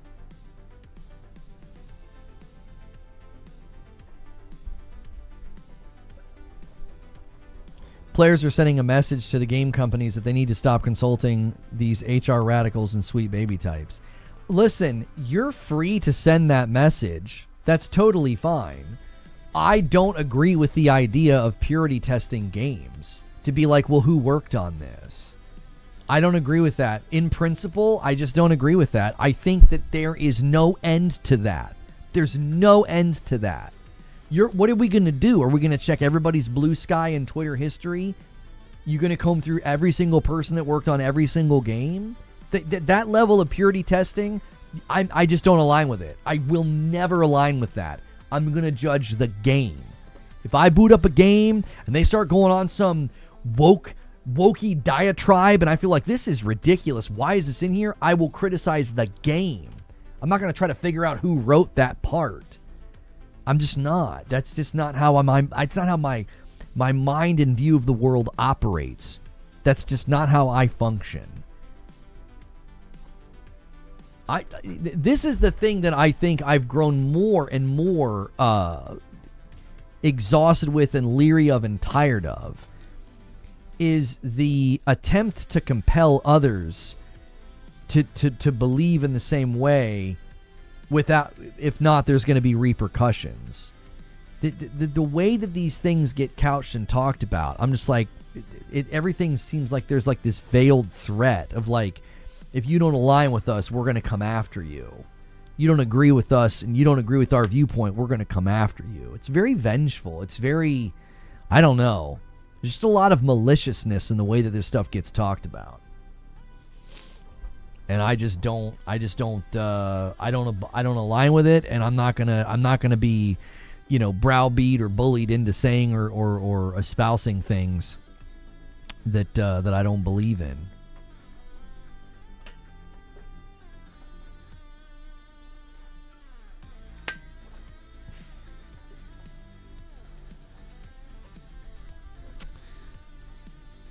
Lego Batman launch trailer was one of the very rare perfect trailers, so hyped for it, but likely it'll be another 20 FPS wreck. I don't know why you're saying that. People are saying that it runs at 60 on the base consoles. I don't know. Thank you, Chrono, for the raid. Mark Anthony with 21 months. Thank you so much. Love the shows. Keep up the great work. Thank you.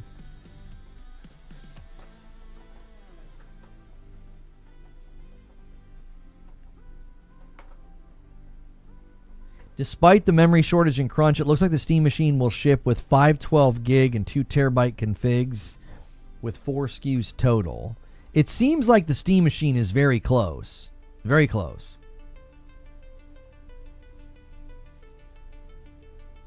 What's good, Chrono? How are you?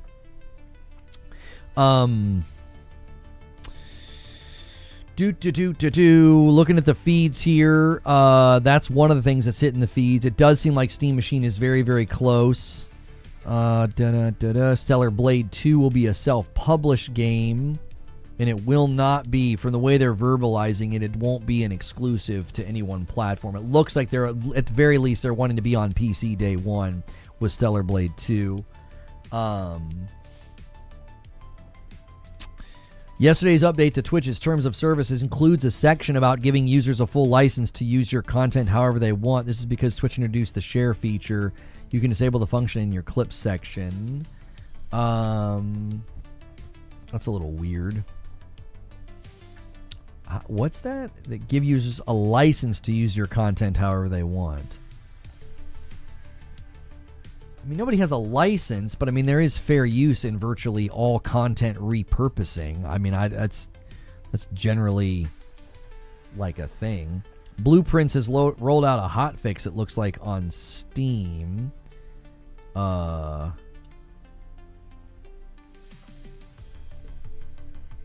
They know their audience for Stellar Blade. Well, I don't think they would avoid PlayStation. Stellar Blade did very well on PlayStation. It just sold extremely quickly on PC. It didn't outsell PlayStation on PC, but it sold faster. So I think they, yeah.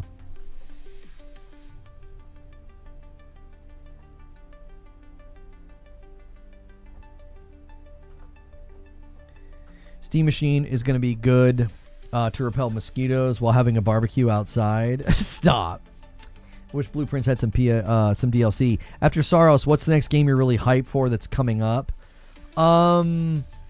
Blades of Fire has a 2.0 this week that I'm going to check out for you guys on May the 14th. So if you guys don't remember Blades of Fire, I actually thought this game had a lot of potential at launch. So this is Thursday. Version 2.0 arrives on May the 14th. New game plus, titanium mode, photo mode, full key remapping, new achievements, Steam Deck. So I'm just kind of curious how this game's going to feel now with this. So I'm looking forward to that. The Directive 8020 is this week. We'll play that on Saturday with Matt if you guys can hit stretch. There's the 007 game this month that I think looks really, really good. It's looking better the more I see of it. It is one of those rare times where the game continues to look better with time. A lot of the times games start to look worse. Like if you guys remember like Star Wars Outlaws, it looked so good in that first trailer, and then more and more, the more we saw it, the worse it looked. I actually have felt the opposite about 007 First Light. I feel like 007 First Light has looked better every time I've seen it. So there's that. I don't know if there's anything else major. I don't know if there's anything else major this summer. I think after that, we're looking at like Phantom Blade Zero, GTA 6, Wolverine. Those are like the bigger titles still coming this year. So, yeah. Oh, yeah, Lego Batman. Sorry, I keep forgetting about Lego Batman. Lego Batman looks like a freaking blast. That's this month as well. My wife and I will probably play that We've been really enjoying Dead Zone Rogue. We're finishing up all of the last, we basically beat the whole game, but there's this extra area called Zone 4 where you can do all these extra missions that we're doing. They take a little bit longer because instead of 20 rooms, they're 30 rooms. Yeah, Beast of Reincarnation is this year as well. That looks really promising. Deep Rock Galactic Core, it's a rogue version of Deep Rock Galactic as a shooter, goes into early access next week on the 20th.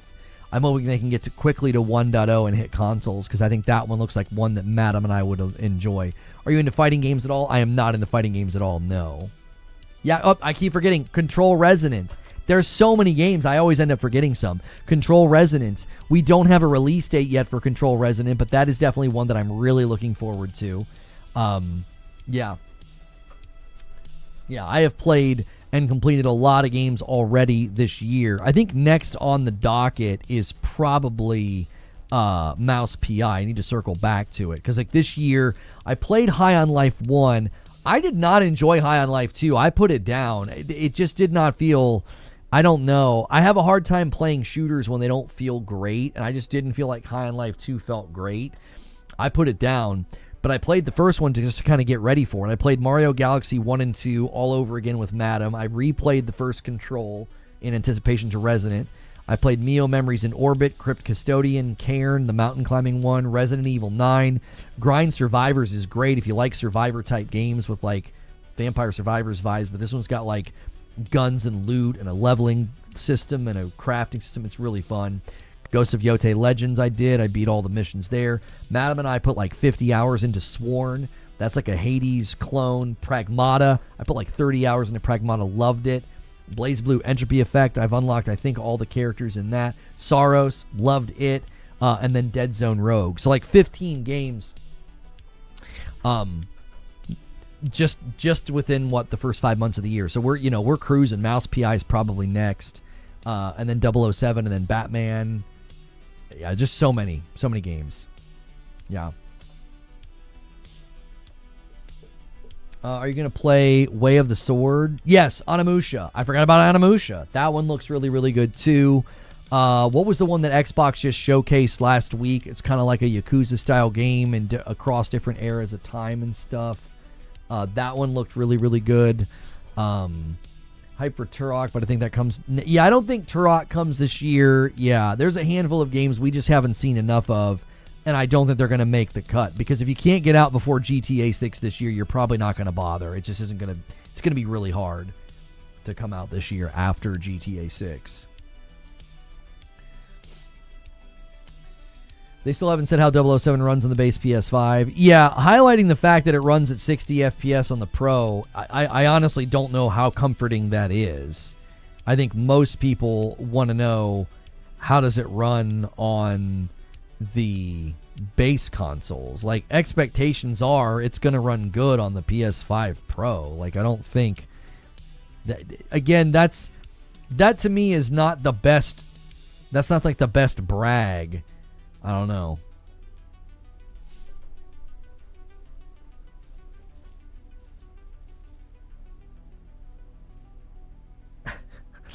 Somebody should tell Opera GX GTA 6 is just 2 weeks away. GTA 6 is now coming out on May 26th. Oh man, that's funny. I think they're memeing. Are they not memeing? I'm assuming that Opera is memeing. That doesn't seem like a genuine tweet.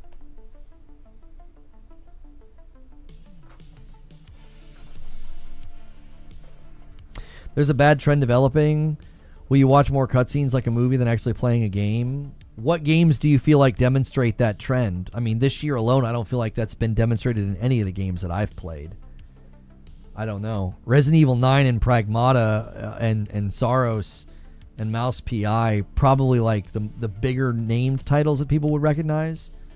If I had a Steam machine right now, I'd be putting time into Slay the Spire 2 and Mugenics in my living room. Those have been, those are pretty popular games as well. I don't feel like there's a trend emerging in that department at all. At least not that I've seen. I mean, maybe you're thinking of other games.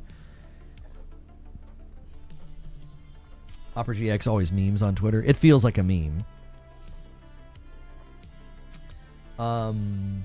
If you want it to run well, you need the $900 box. It's not a great selling point for the game. Yeah, I don't think that's not what we want to see. Did you see what Bank of America said about GTA 6? Yes. Yeah, I mean, Bank of America's comments on GTA 6 price point, saying, it really helped the industry to, price at 80 or whatever. Yeah, I really do think people have to remember that when the money people talk, they're not going to speak in a way that considers any of the sentimentalities of the customer. Do you see what I'm saying? Like, they're money people. They're looking at the gaming industry completely different than the way that, like, you and I look at the gaming industry. So they're like, oh yeah, they should definitely charge, $80. It'd be good for the industry. It'd be good for all the other companies that want to raise their price. And we're all like, huh? What was the interview on the weekend with the GGG? The guy was like, the worst decision this year would be to try to launch in the GTA 6 window, if for no other reason, how much they'll dominate the available marketing resources. I think they're going to turn October into a bit of a ghost town for that reason. Who wants to market in October? It's going to be awful. You're going to be going up against trailers, pre-order bonuses, and pre-order commercials and sponsored videos, and yeah, it's going to be insane. It's going to be insane. They're going to turn October into a dadgum ghost town. Nobody's going to want to open their mouth. Like, it's kind of like we're about to go into that era of time right now. So basically what happens, you get about halfway through May and everybody starts to go really, really quiet. And the reason that they go quiet is because they're saving everything for June. June is showcase season. So it usually slows down quite a bit in May.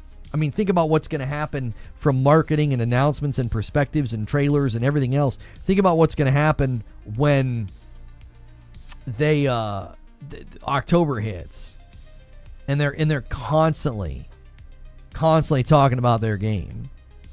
Like, obviously, the worry is that nobody's going to want to say anything, so it's going to become a ghost town of announcements. It's going to become a ghost town of launches. Yeah, I meet all the necessary requirements. I'm willing to be recorded. That's fine. No, I leave then. Yeah, I could do any one of those. Submit. There we go. Sorry, YouTube's doing a thing. They're doing more research. And I like to be included on those calls. Tons of stuff will happen during your vacation? No. It's never been that way. I have consistently, for the handful of years now, left in like mid to late May because nothing happens. Destroyer, thank you so much for 5 months over there on Purple. Let me add it to the total. We're exactly 20 members away from 50. It'll be the first 20 bomb of the week, and whoever hits it gets it. I already paid up to YouTube, didn't I? I feel like I did. Did I not? Oh, I didn't. I owe YouTube a member. I'll pay up. Don't worry.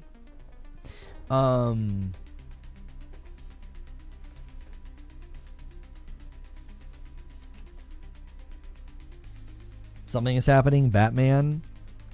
Yeah, I mean, missing the release of Batman is a bit of a bummer, but I'm not hyper concerned. Like, I don't think that, I mean, that would obviously be fun to play and to show the game off and to have that time with you guys. So I'm a little bit bummed about that, but.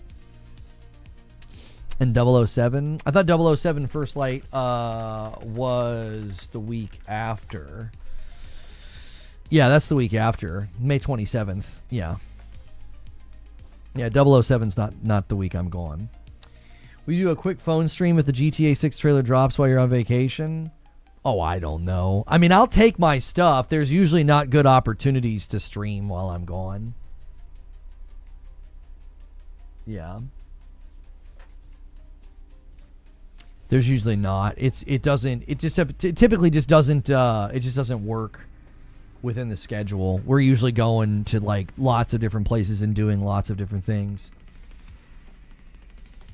Thought you were gonna be gone the last week. No, next week, because next week is Lego Batman, and then the week after that's 007. Yeah. Yep.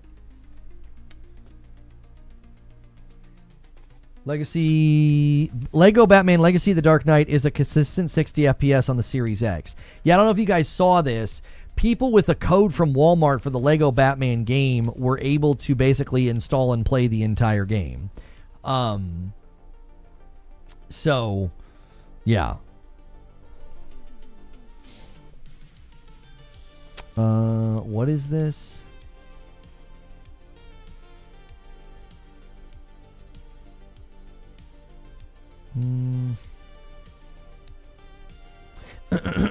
Free to play crossover. No. The PSN is gearing up for something I have never seen without a deal section. Oh, they're gearing up for Days of Play. Now, some people are speculating that PlayStation is like clearing out their storefront for GTA 6.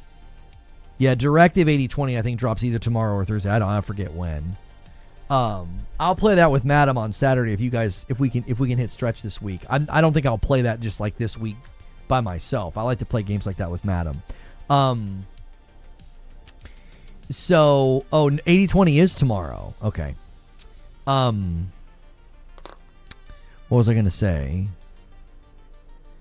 I guess we could do something fun with that game though. We'd have to really go crazy though, since we are gonna be gone. Like an incentive to go crazy every day, and then we would do an evening stream. Like, not super long, but like an hour each night, plugging away in the game. That could be pretty fun. But that's a lot to ask. Our evenings we try to keep the evenings sacred. But we also enjoy those games, so it wouldn't be too demanding. State of play deals would make sense. Yeah, so there's usually going into June, usually like last week of May and then into June, they do days of play and they do a big sale. There also is the possibility that they're getting the storefront ready for GTA 6. They're just going to basically have nothing but GTA 6 everywhere. There's been speculation that is close to happening, that there's been rumblings in different places and people are hearing things. So, no, I've never played any of those games, True SSJ Havoc. Have they confirmed if it's true 60 or 30 FPS with frame gen? I don't know. I mean, the people that have been able to play it on Series X are probably going to... Any footage that they have, they're likely going to get copyright strikes because they're basically breaking street date. Like, if you go to your friend and he works at GameStop and he gives you a game like that and you bring it home and you install it and you play it, you stream it, you upload it, all those streams and videos always get struck down because you're breaking street date. So just because you got the code and just because you got, the ability to play, distribution rights are still not yours. That's why, like, if there's like a review embargo and they give you early access and you agree to that embargo, you can't break that embargo. If you're like, well, I didn't sign an embargo, I just got the game early. Yep, and they have rights to say, that's our intellectual property. You can't show that to anybody yet. There's a street date. So typically that's what happens, is if anybody tries to break street date, they end up, if they try to break street date, they end up getting copyright claimed. Did you hear apparently Bank of America said GTA 6 needs to be 80? Well, they didn't say needs to be 80. They were saying if it's 80, it would help the market. Again, Bank of America is purely commentating on the amount of money that the game could generate. The amount of money the game could generate, they're saying that would help the industry if they did that. Now, I've consistently said they'd make a lot more money on, like, a digital deluxe version of the game with like 48 hours of early access. I was like, oh, they could sell a $100 version that lets you play on Tuesday, because the current release date of GTA 6 is a Thursday. So 48 hours of early access lands you on a Tuesday. They just did that with Soros. Soros' actual release date was April 30th, but you could play it 2 days earlier on a Tuesday instead of that Thursday. They're going to probably do the same thing with GTA 6. But here's the thing. $100 for that digital deluxe early edition, like, that's a really nice price point. If the base game is $80, that's an easier leap for people to make. If the base game of GTA 6 is $70, and the leap up to that $100 early access is $100, it's a $30 price bump. So at some level, I've kind of talked myself into, I think it's going to be base $80, digital deluxe is going to be $100, and the digital deluxe is going to give you 48 hours of early access. It's easier to just get $10 of extra dollars from every single purchase. Yeah. You got to think. Every million people that buy the game at 80, that extra $10, every million people, that's $10 million. Like, I mean, that's a lot of dollars. GTA Online will come separate. We've basically heard from reliable sources about it that it's going to be landing like a month later. So, yeah.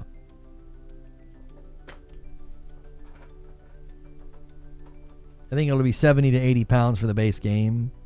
Yeah. Yeah, I mean, I think at a ground level, they're going to be motivated. I think they're going to be motivated to land in a higher price point than people are expecting, right? They're going to be expecting to land at a higher price point than people are expecting, because you got shareholders, you got C-suite, you've got their own internal market analysis that's probably telling them that they can weather that price point. Now, I don't obviously want it to go up in price. I don't want games to go up in price. But that's what I think they're going to do. I think they're going to internally do that. Guys, really quickly, if you haven't hit the like button, do that. And let's see some emotes here. Let's see if we can't get some worker lurker emotes spammed in chat. You know what I mean? You guys doing some working and some lurking? Let's see it. Let's hear from the worker lurkers. I hope the rest of the industry doesn't think they can charge 80 if GTA does. Mario Kart didn't seem to help, because Mario Kart was 80, and then, Outer Worlds tried it, and a couple other companies tried it, and, well, no, it was just Outer Worlds, wasn't it? Was there anybody else that tried the $80 thing? I don't know. I don't necessarily think that it's going to go that easily. Like, oh, they did 80, now we all can do 80. Does that make sense? I think at some level you have to see that following Mario Kart or following GTA 6, that you're gonna trip. You're gonna step on a rake if you're trying to do that. You can't just be like, yeah, we're gonna charge more because they did. Outer Worlds 2 got smacked down so hard, I don't think anyone else tried. Even Nintendo didn't do 80 with the Donkey Kong game. And now Nintendo's doing cheaper versions of digital versions of their games. COD tried as well. Yeah, that's right. COD was the other one, didn't it? Borderlands shook the beehive but landed at 70. I still think Randy Pitchford did that because the publisher was pressuring them to do 80, and he did that on purpose. I think he's a bit of a wild card, and I think he puts his foot in his mouth, but I think he did that on purpose. I think he knew, I can stir up the hornet's nest. Everybody will be very upset about an $80 price point, and then I'll have ammunition against the publisher. And a 5-bomb comes in from Siege Master. He wants to see us play 80-20 this week. Thank you very, very much. We're 15 away from 50. Can we get a recap? The recap is, we don't now know when the PlayStation 6 will land. We don't know exactly how PlayStation plans to use AI, and we don't know the future of Bungie. There's a lot of unknowns and question marks that came out of the PlayStation earnings call. That's pretty much the recap. And now we're kind of talking about GTA 6 because the trailer is likely to land any day now, and there's a lot of speculation. I would say there's even a little bit of consternation and concern and worry about whether or not it's $80. By the way, if you guys are watching and enjoying the show and you haven't hit subscribe yet, subscribing does help me. It helps the channel, helps me grow, and you'll see my content very regularly on your homepage.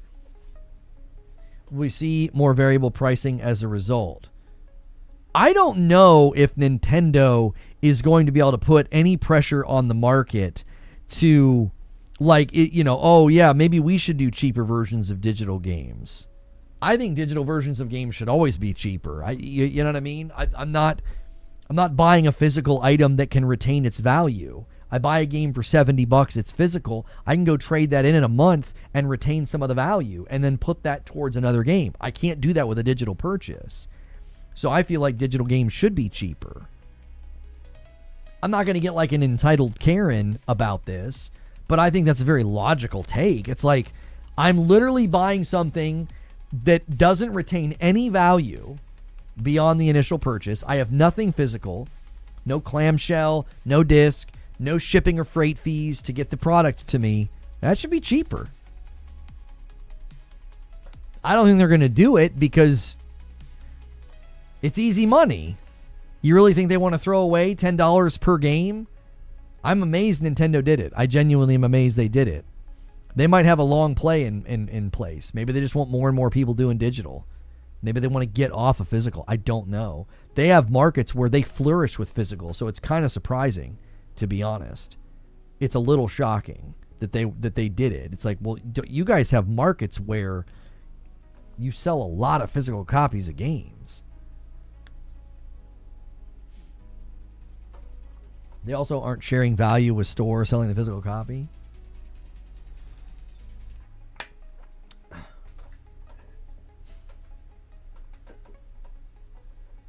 I agree, digital and physical should not be the same. Value mandates price matching from other storefronts. It doesn't translate to console because there is only one store per console. I could see them doing $70 for digital and $80 for physical as a gateway to increasing the price. GTA 6 trailer tomorrow.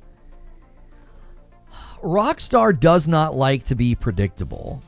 I think tomorrow is such an easy prediction, it could go either way.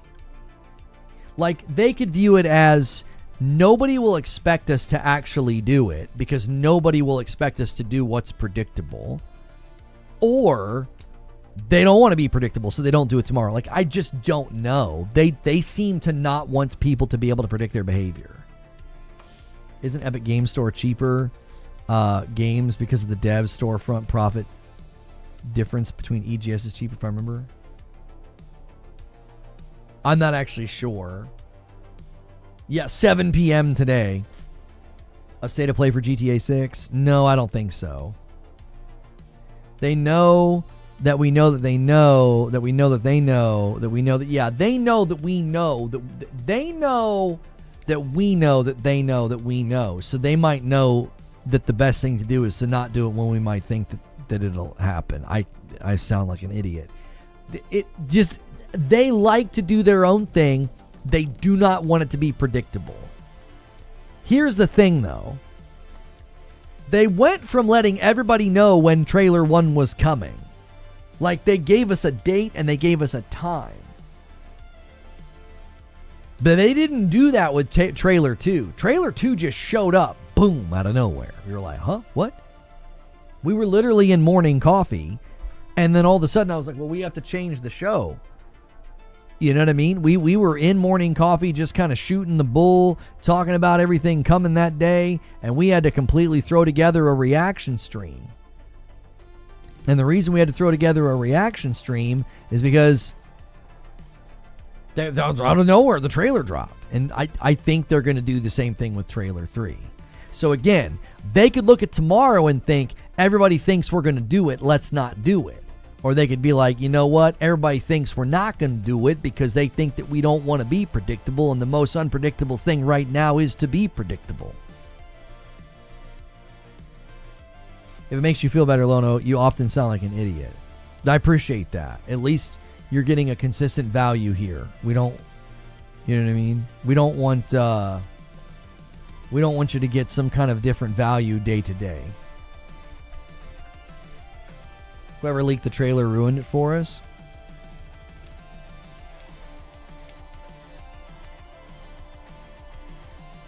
Is there a good tentative topic tomorrow? Games coming in June type of deal? I mean, there's a part of me that thinks to avoid the cliche and the subtweets and the tears, rather than do a waiting room, we would just do a GTA 6 stream tomorrow. We would do like a prediction stream, right? So we boot up, we're in the funnel, we're talking about it, and then, you know, I would need a title and a description pivot to like, oh, the trailer dropped, boom. I'd update my title, I'd update my thumbnail to be like, we're reacting to the latest trailer. That might be the call. I just don't know. I really hope First Light's as good as people are saying. Yeah, the previews were pretty strong. Hear about the Forza 6 leak? The preload files weren't encrypted and the game was able to be downloaded. Yep. It's very unfortunate that happened. Yeah. It makes me sad because Forza 6 looks great and it looks like they put a lot of love and passion into it. And I hate that those greasy mitts of the pirates got their hands on it that way. Somebody made a big mistake. Somebody's done. Somebody's literally at home with a cardboard box full of their stuff, just crying that they lost their job because they forgot to check a box. So, yeah.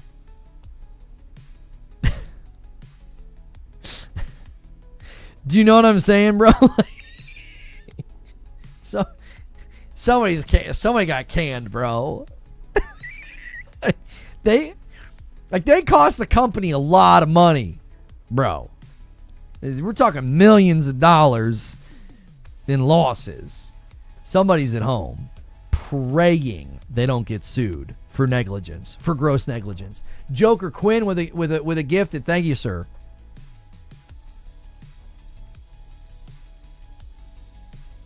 I love how Lono just rolls with it. He's like, well, yeah, I do like that you have a sense of humor. It seems others lack. I mean, when you have rapport with me and you want to make fun of me or, you know, criticize me or whatever, I'm probably going to roll with it. Yes.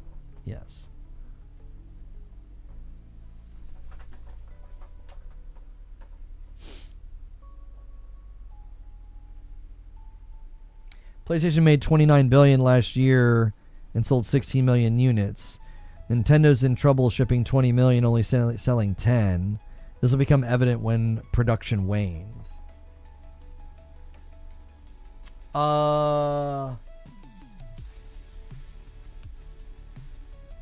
will owe me an apology, insulting my intelligence over my opinion that Nintendo will flop. Nintendo will flop? So you think because of how they're currently doing, they're going to flop? They're still like 45% ahead of like how Switch 1 performed. Yeah, I saw that tweet, Hadigan. The upgrade to Deluxe is, you get a free upgrade to Deluxe if you pre-order. A nice gesture from the devs or a sign that orders are low. Hard to know. It already is.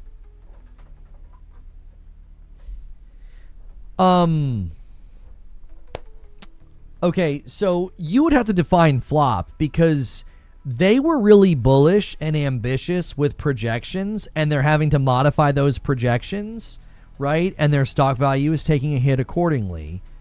That's not a flop though. Like, the Switch 2 is still doing very well. He's right. Nintendo is in trouble if, for example, Japan falls into the sea. For sure. I mean, if Godzilla's real, they're in trouble. I'm with you on thinking they would struggle, but there comes a time to just admit you're wrong, and we were wrong. People bought that crap anyway. 20 million ship is in sales. Stores are fully stocked, not sold out. Flop equals not 50 million people in the world being interested.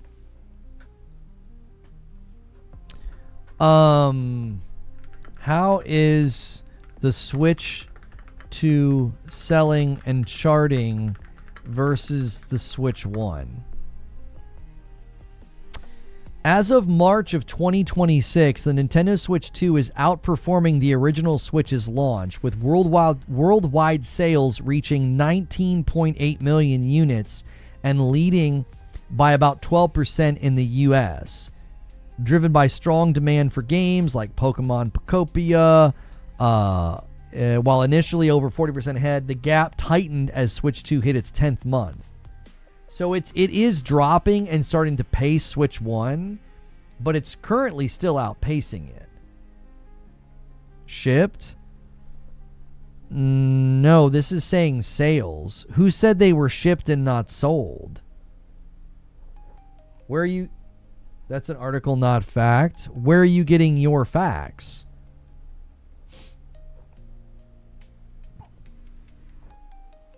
So you're saying they haven't even sold that many. You're saying they've only shipped that many. From the report, 19.86 million sell in, which means sold. Yeah, what's your source for claiming these were not sold but just shipped? I don't know where you're getting your info. What's your source? Mine's Nintendo. Wait, so Nintendo reported that they didn't sell, they just shipped? Well, then what's the number of sold then? Stores aren't out of stock. Anecdotal. You said your source is Nintendo. So according to you, you now need to back this up. You're claiming that Nintendo has said, as a matter of record, they didn't sell the 20 million or whatever. How many did they sell then? They shipped 20 million or whatever. How many sales have they actually hit then?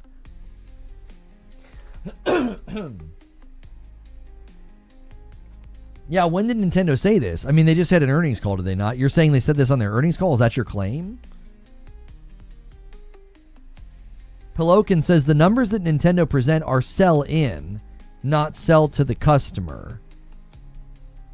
Wait, what? So those are different terms? What's sell-in mean? Just the selling to like the retail stores? Sony uses shipped numbers. Sony sold these consoles to the stores.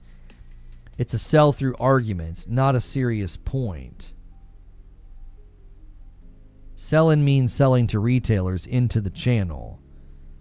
Okay, so your argument is that they've only sold 20 million Switch 2s to the retailers, and since they're sitting on the shelves, they have therefore not sold that many, and it's a flop. So your argument is, again, just seemingly totally anecdotal. Your argument is that the thing is flopped because you can go to the store and see them on the shelves? Like, I feel like Nintendo admitted one or two earnings calls before now that they were adjusting their predictions and their projections because they were seeing slower sales than they were hoping. I believe it was like the fourth quarter or the holiday or something. But they were pretty bullish with their projections. Like, it was like, my gosh, they fell short of a pretty strong target. Sony does the same thing. It's shipped. The difference in PS5 is PS5 produced 94 million units, and they don't continue producing that many if they aren't selling. Yeah, I don't feel like your argument's that compelling. I mean, I don't think you've compelled me to think that the Switch 2 has flopped. I've not been won over to your argument. Yeah.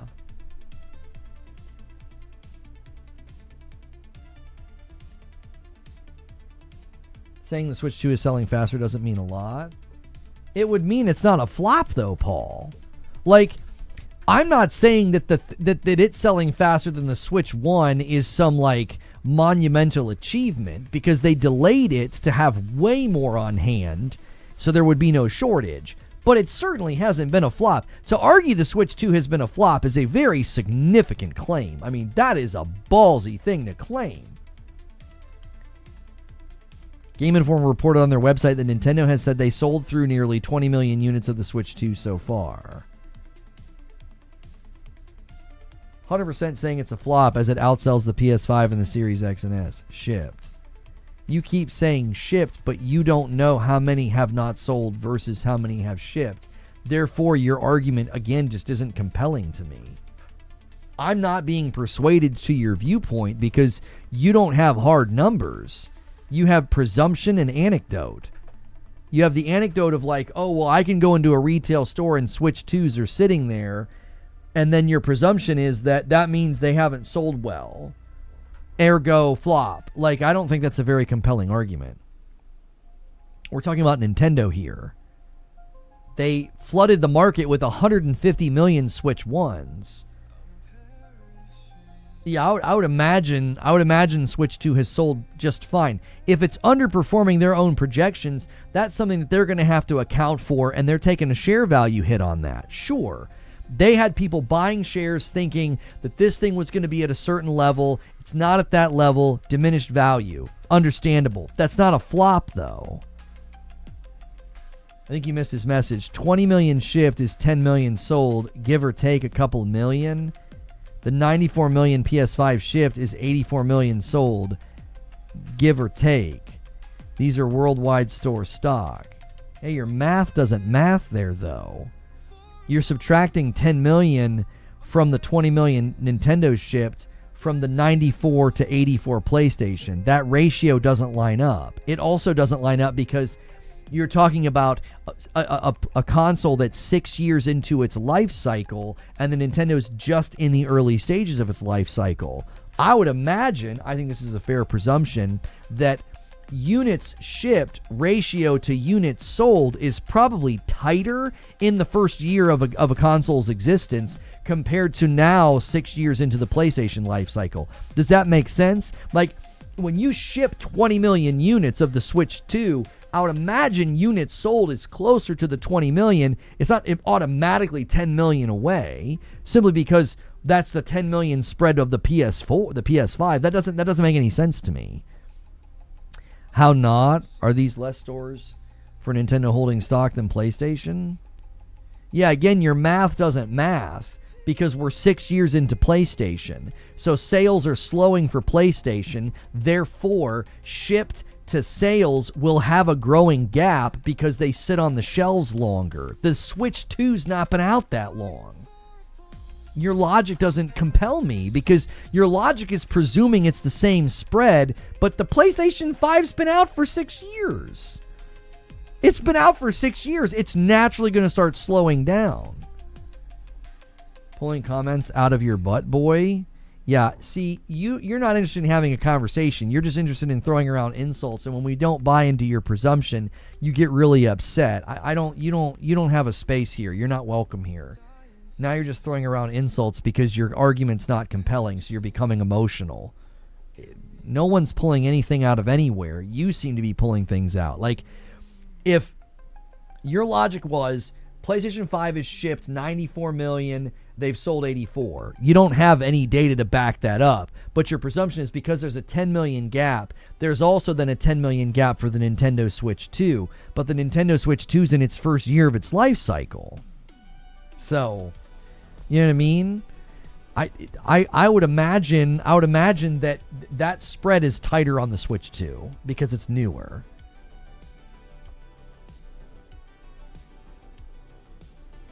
So,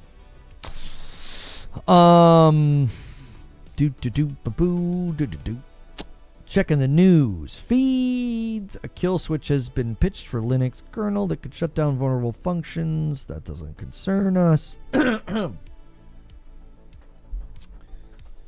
Creature says, I thought the Switch 2 would sell poorly as well. I was wrong.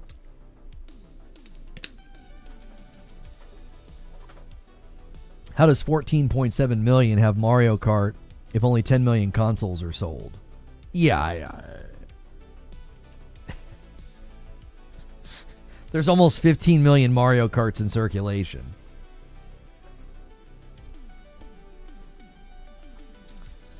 The only thing Nintendo has done is adjust what they expect to sell this coming fiscal year, mainly because they are raising the price. It was 19.86 million shipped as the end of the fiscal year, but there has been no mention of consoles sold to customers, only estimates. Right, but if they've sold 14.7 million units of Mario Kart, it's safe to say they've sold a whole lot more than 10 million Switch 2s. A bunch of people bought Mario Kart and aren't going to play it? No, Mario Kart World was not on the Switch 1. It was a Switch 2 exclusive. Does scalping sway those numbers? Does it not matter at all? Scalping wouldn't sway the numbers. Scalping would register as a consumer purchase. That's a customer. It's a scumbag, but it's a customer. I hate scalpers. They're freaking annoying. I have a question. Should I be concerned about Sony making these insane decisions about live service over single-player games? Where have they done that? The reason I've always liked PlayStation is for that very reason. Where have you seen them? They're making insane decisions about live service over single-player? Where? What do you mean? Saros just came out, single-player. Wolverine's coming, single-player.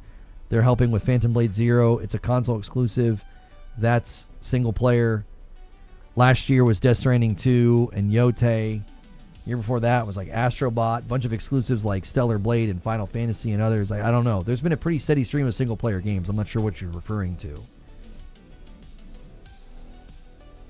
The 14.7 million are more than likely the bundle sale. I don't think that all of the 14.7 Mario Kart World sold are bundled. Yeah. I mean, I've been critical of the fact that PlayStation allowed Bluepoint and Bend as single-player studios to work on live service, and I'm certainly critical of Horizon Hunters Gathering, but I don't see evidence that, like, Sony's making insane decisions like live service over single-player. I don't see that. Like, we have instances where I think they made bad choices, but I don't think it's, like, vastly affected my ability to buy single-player games from PlayStation exclusives. Nintendo can't keep shipping consoles to retailers because they want to. Retailers put in requests to stock the product. Right, and if those requests have slowed, then that affects their projections and production. You know, that makes perfectly good sense. Yeah. That makes perfectly good sense. I had a Switch 2 for 2 days, but at the time there was only Mario Kart World. What a boring Mario Kart it was. My brother's kid got that Switch 2, and now it just collects dust. I enjoyed Mario Kart World. I enjoyed Donkey Kong Bonanza. I enjoyed replaying Mario Galaxy 1 and 2. And if we go through enough of a drought, I will enjoy Tears of the Kingdom with the upgrade. Totally logical deduction, Lono. 14 million is easily plausible. Which deduction are you referring to? Legit Gaming Leaks has said that the GTA 6 Trailer 3 will be released before Trailer 4, and both of those will be before Trailer 5.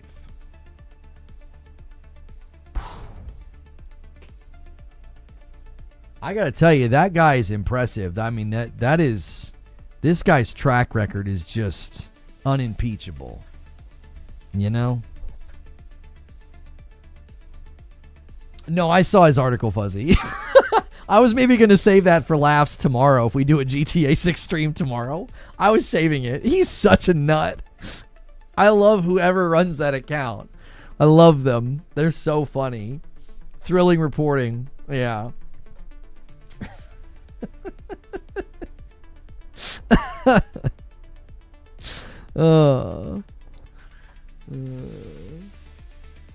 Don't be sensitive and block others' opinions. I was talking to someone in chat being rude, calling them boy.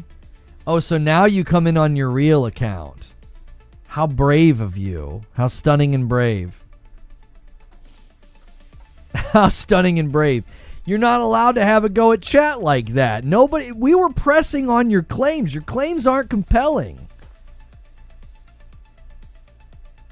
14 million sold is a lot more than 10 million. Did I not say give or take a couple million? So your prediction is they shipped 20, they only sold 10, give or take 4 million. So you understand that the 14.7 million Mario Kart Worlds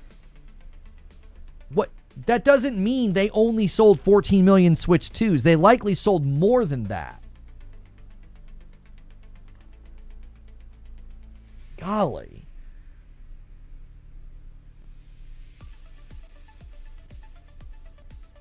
Give or take a couple million. Oh yeah, I might be off by 4, 5, or 6 million with my argument. Then who cares about your argument? If almost 15 million people bought Mario Kart World, that means minimum there's 15 million Switch 2s in circulation. Now, you're presuming that everybody who bought Mario Kart World bought a Switch 2. Nobody who presently owns a Switch 2 bought it without Mario Kart World. Another just glorious presumption. Come on, dude. There's easily a million people, maybe more, who bought a Switch 2 and didn't buy Mario Kart. There's got to be people that bought a Switch 2 that didn't buy Mario Kart in the mix. There has to be. Street Shadow with a $5 super chat. Here goes 5 to 6 new single player over one multiplayer gamer. Why are they focusing on live service over single player? I know. Like, the cadence has been way more single player. Yeah. There are tons of people who buy a Switch 2 just for games like Pokemon. And there was the other really big Switch title that everybody was really excited about. What was it called? I forget. But there are people who 100% buy a Nintendo Switch and they have no interest in Mario Kart. So, at a minimum, there's 15 million in circulation because there's 15 million Mario Karts that have been sold. And there's everybody on top of that who bought a Switch 2 and didn't buy Mario Kart. Ergo, your argument is so unconvincing. They only sold like 10 million. Give or take 5 to 6 to 7 million other people that bought it, closer to the 20 million. Wait, no, that makes it sound like Lono was right, that the gap between shipped and sold is tighter because you're in the first year that the thing has been in existence. There are people who probably ran and bought a Switch 2 once they saw Donkey Kong. You know what I mean? Like, I gotta play some Donkey Kong. How many Donkey Kong Bonanzas did they sell? Do we have the number? I feel like there's a weird thing going on in gaming where you are so for one thing that you're against the other thing. So you're like, you really need Switch to be a flop. That was the argument, that Switch flopped. You need it to flop. You will contort every stat, every metric to conclude that it flopped. They sold 4.5 million copies of Donkey Kong Bonanza. I would bet a chunk of them people didn't buy Mario Kart. A chunk, maybe 1 million of them. They're just like, yeah, I like Donkey Kong. I'm not a Mario Kart guy. How many copies of Pokemon Pokopia sold? 4 million. Kirby Air Rider sold almost 2 million. That's a lot of people who may not have bought Mario Kart. So bare minimum, 14.7 million copies of Mario Kart World means there's roughly 15 million guaranteed Switch 2s in circulation. Then 4.5 million Donkey Kong copies, 4 million Pokemon copies. There are Pokemon people, and that's all they play is Pokemon. I'm telling you, the gap between Switch 2 sold and Switch 2 shipped, it's probably pretty tight. Just based on the units sold of those games alone. It's probably pretty tight. It's not this huge gap. As he said, 10 million sold of the 20 million shipped, it's a flop. The number of copies of Mario Kart World, Donkey Kong Bonanza, Pokemon Pokopia, and Kirby Air Riders makes it impossible for that to be true. It's impossible for that to be true. Give or take a couple million. You're off by easily 6 or 7 million, I bet. Easy. Pokemon alone tilts the scales. It just does. I saw a video from a Nintendo YouTuber where they talked about how poorly third-party games, including the new Metroid, did. People are basically buying Switch 2 for first-party only. Well, I think people jump to bad conclusions here. Okay, so third-party games aren't selling well on the Switch 2, right? People are only buying for first party. Part of the problem is a lot of those third-party games are old. So there's not high demand for them for like Cyberpunk and stuff. They're old games. I have $5 million in my bank account, give or take a couple million. That's a good. This is very well done. Dean Bromley comes in with 17 months. Kirby Air Riders was the game of a generation. Yes. If by generation you mean it was the game of that week that came out. Oh, gosh. Yeah. That is a whole generation.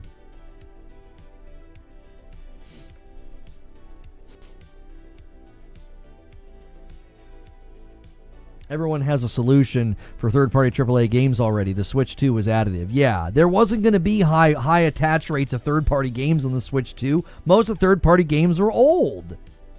Like, yeah, Cyberpunk didn't sell well. Who in the frick thought it was going to sell well? What do you mean? It's old at this point. How old's that game? Not, you know what I mean? We brought a 6-year-old game over to your Switch 2. You guys want to play a really old game at diminished performance? No. They got it for Mario Kart and Donkey Kong and Zelda and Metroid and yes, yeah, they bought it for Nintendo games. That's not surprising. Who was shocked by that? Nobody like, oh my golly, I can't believe people's primary reason for buying a Nintendo is for the first party games and not for third party games from 5 years ago. Yeah, it just confounds all reason. Come on.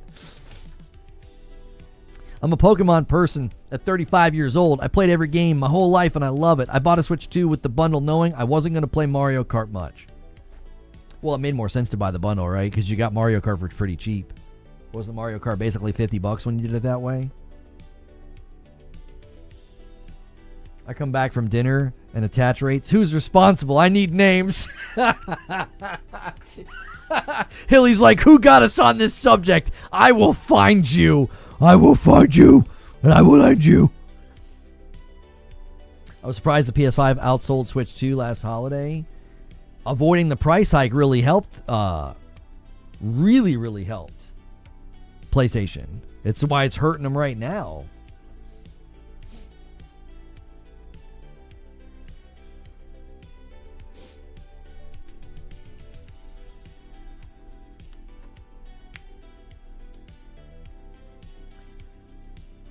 And only first-party games in my Switch 2. Mario Kart, Metroid Prime, Zelda, Donkey Kong. Yeah.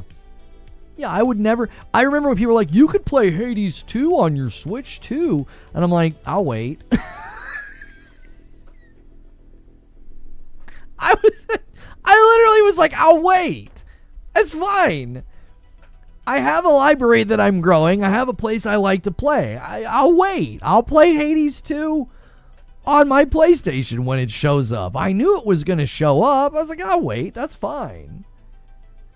You bought Hades 2 twice? I mean, it's understandable. It's a good game, but like I was like, I'll wait.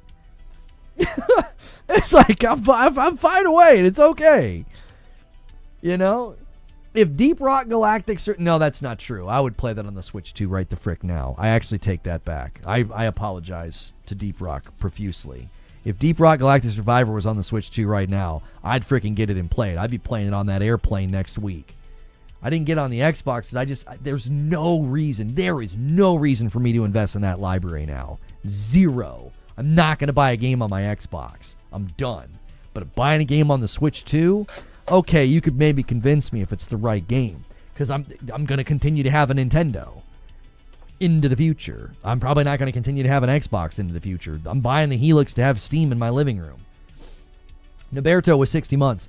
Look at the new badge color. Miss you guys. Shop's been crazy. Hey, it's all right, Noberto. We were talking about it earlier today, and I preemptively forgave you for not being here. I was like, it's okay, guys. They were like, man, that Noberto motherfucker, he's not been here in a really long time, and everybody was they were talking mad smack about you. And I stood up for you, and I said that I preemptively forgave you for not being here. So, it's okay. You're still allowed to hang out. We have no idea what the Helix even is. Yeah, we'll see. We'll see when it gets here. Maybe You know what Xbox could do? I think that would really help me make a decision about the Helix. I think they should replay the GDC presentation with Jason Ronald a couple more times. I think that would really help. You know, get everybody's attention and say you're going to do a developer update about the Helix. And basically don't say anything new. I think that was a really good idea, and I think they should do that more often. Like, why not do another developer direct tomorrow, call it an update, then just replay the dev direct from January?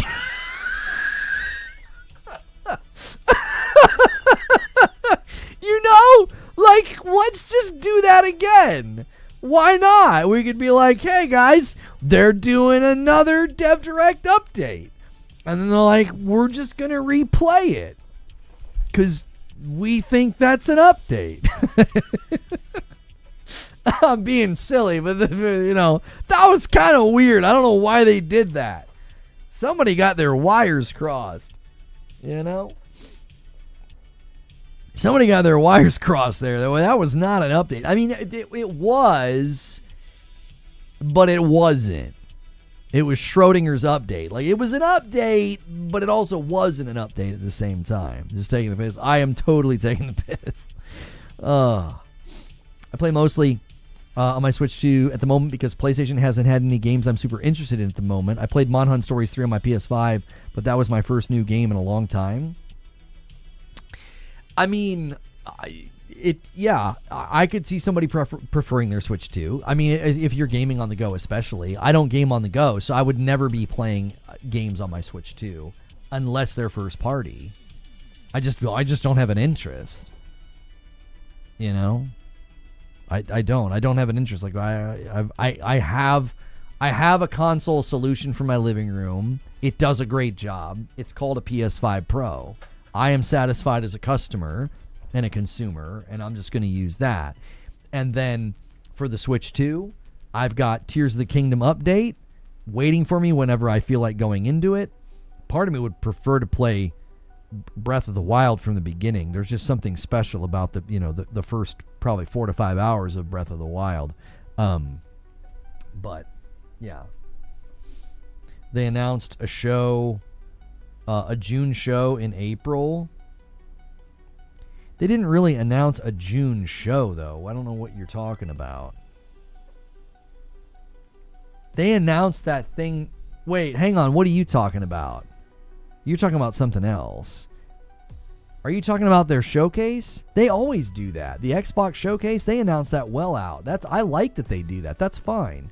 They do an Xbox showcase every summer, and they're following it with a Gears of War Direct. I think that's perfectly fine. You don't want to play those games on any device? I read something, was it, I think Jez reported on it, Jez Corden in Windows Central. Something is skipping Xbox Play Anywhere and the Xbox Store. Let me see if I can find it. I think it was a justified concern. But Forza, no, it wasn't that. I'm just scrolling through his timeline. Maybe it wasn't him. Maybe it was just Windows Central. What the heck game was it? And once again, Chrome just getting freaking crashed by the dadgum Twitter scrolling. It must have just been Windows Central. Hang on. I got to go to the Windows Central Twitter account. I think they wrote an article about it. Jez usually retweets Windows Central. I'll just scroll up. Okay, Windows Central. No, that's not it. No, that's not it. No, that's not it. Give me a second. I'll find it.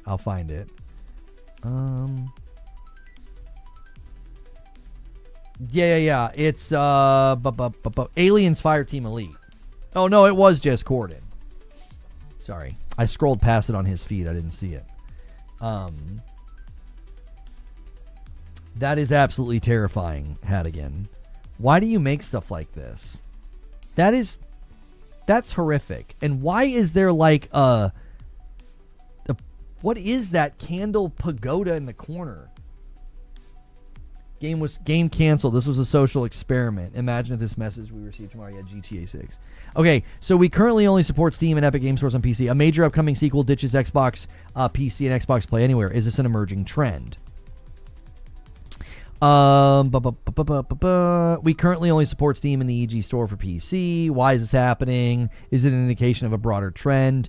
Organic adoption of the Xbox PC Store has been fairly miserable, says Jez. It's been a huge problem for Microsoft's future plans for the ecosystem, and it's one that new Xbox CEO Asha Sharma has identified in recent memos to staff internally. We have to be honest about where we are. We've got work to do. Players are frustrated with us. They feel like we haven't updated our console enough. They feel like our PC presence isn't very strong. Okay, a big gulf remains between players, what players expect of the Xbox PC storefront experience and what today's experience is actually like. I'm told that a big update is coming to Xbox PC later this year that should help. And Ash Sharma has recently hired some platform discovery and search experts to boost the usability of the Xbox PC store on that side too. Sharma's appointment of David Schloss, in particular, is potentially compelling on this side. He was instrumental in growing Instacart into a huge operation, and I'm told he's also a big PC gamer as well and understands the expectations therein. Here's the dilemma that they're facing. Okay? The dilemma that they're facing is, if the developer has to do any extra work to show up in your storefront, you've got a problem on your hands, because Steam is so big, and if they already have a pipeline of development where they're just accustomed to like shipping in Steam and Epic, do you see what I'm saying? Like, they got a problem on their hands. And maybe that's what the update's targeting doing. You don't want the developer to have to do anything extra. You don't want, if they have to do anything extra, well, what are you going to now? And this is the other dilemma that they're facing. Once again, Xbox is making something central to the brand that requires them paying money to third-party developers. They're going to have to basically pay them to say, listen, we want you on our storefront and we want you on Play Anywhere. And the developer, the publisher, whoever is going to say, all right, write a check. If you want us in your storefront, if you want us to do Play Anywhere, then write a check. Or give us a better royalty share. Every copy sold in your store, you guys have to take a smaller slice. You can only take 10% or something. This is the problem. They built an entire edifice and structure that's going to require them to basically have to spend money to get third-party games to want to interact with their storefront. I mean, it's an uphill climb for Asha, for sure. It's not going to be an easy task to overcome.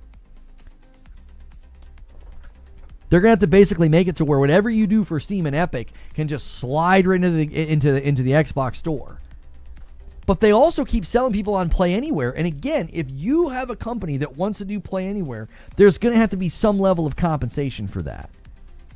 There's going to have to be, because you're advocating for that company to sell a game once, which means they're going to have to be compensated for that.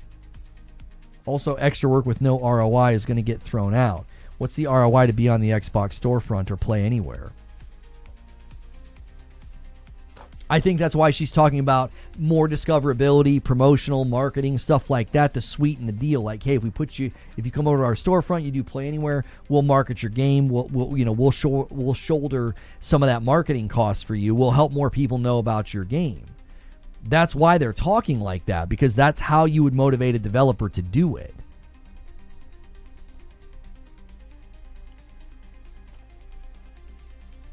It's over now. They need to work with the market leaders.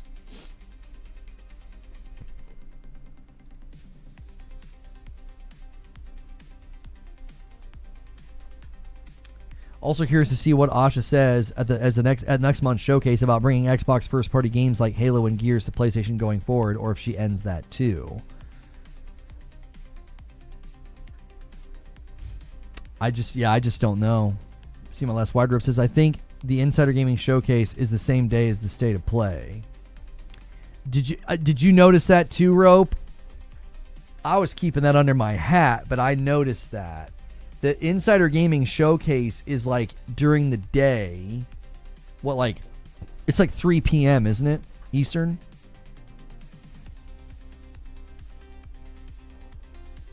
Let me see if we can find.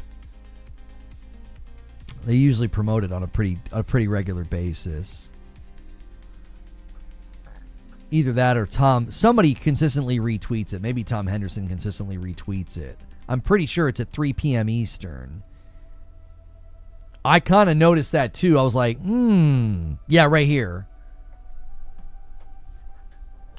We'll be doing co-streaming as well. The other Frost is just saying they're going to be one of the co-streamers, right? So like May 28th, 3 p.m. Eastern.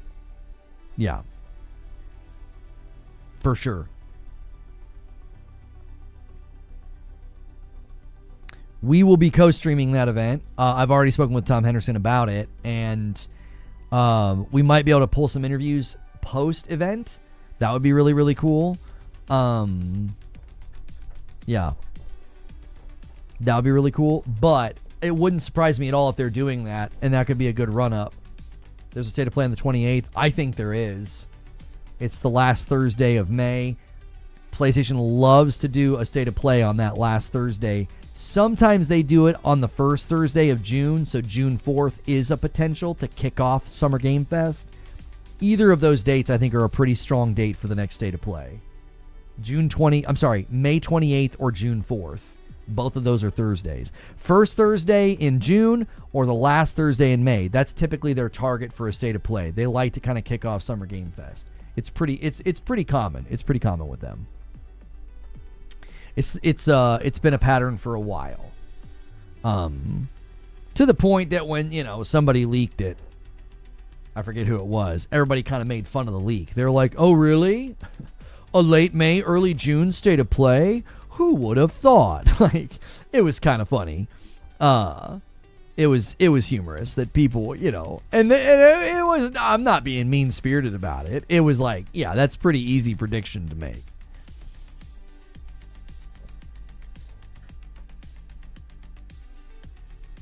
Yeah, last or first is the norm. Yeah. If you guys don't mind, double check that you've hit the like button on YouTube. Sometimes you guys come in and you get the lurking and you forget to hit it. So quickly get that thumbs up. Try to get us to 400 if possible. That'd be amazing. Synth Potato says, Rockstar pretty much always posts GTA 6 at around the afternoon here in Europe. But for the delay of November 19th, they actually posted that way later at night. I find that interesting because it means Trailer 3 has a fairly high chance of being a surprise drop at a similar time. I don't think so. Trailer 2 was not dropped in that way. Why would Trailer 3 be dropped in that way? Trailer 2 was dropped at 9:30 a.m. Eastern. The update about the delay to November was not late in the day. It was 4:05. It was 4:05 in the afternoon. Yo, King So What with 40 months and a member plus. Thank you so much. Xbox has put themselves in a really desperate hole. They stopped manufacturing Xboxes, so the stock isn't even there, even if people wanted to buy back in. I've seen Jez Corden draw attention to that. Yes. Yep. That they don't even have enough units out there. If there's suddenly a surge of interest to buy the Xbox because of GTA 6, yeah, people are just gonna. I mean, I think one of the reasons that PlayStation raised their price when they did, I think it's literally because of the GTA 6 and the Call of Duty timing. They're like, let's just do it now. I think the global situation had an impact. I think they were definitely the war situation had an impact. The memory shortage had an impact. I think all those things had an impact. But I do think they were looking at the reality of GTA 6 will cause a surge. They'll make more money per unit. Call of Duty will cause a surge. They'll make more money per unit.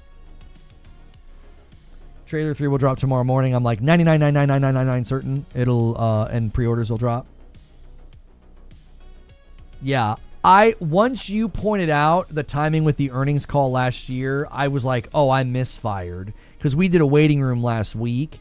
So what we'll probably do tomorrow is we won't do a waiting room, but we'll just try to have something in that vein and that theme. And then if it drops, we're just ready to switch everything over to a React stream. Just give us the ability to adapt on the fly. I don't want to boot up with a generic, gaming news show, and then they drop the trailer, and now I've got a show I basically have to end. Does that make sense? So that'll probably be the call tomorrow.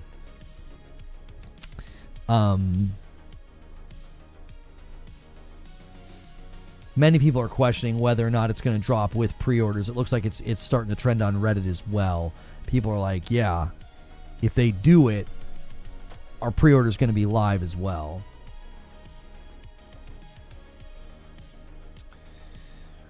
The Xbox is still a capable console. It's not about capable. It's about units for purchase. Like if people decide, like we know there are people right now that haven't upgraded their Xbox. They haven't upgraded their PlayStation.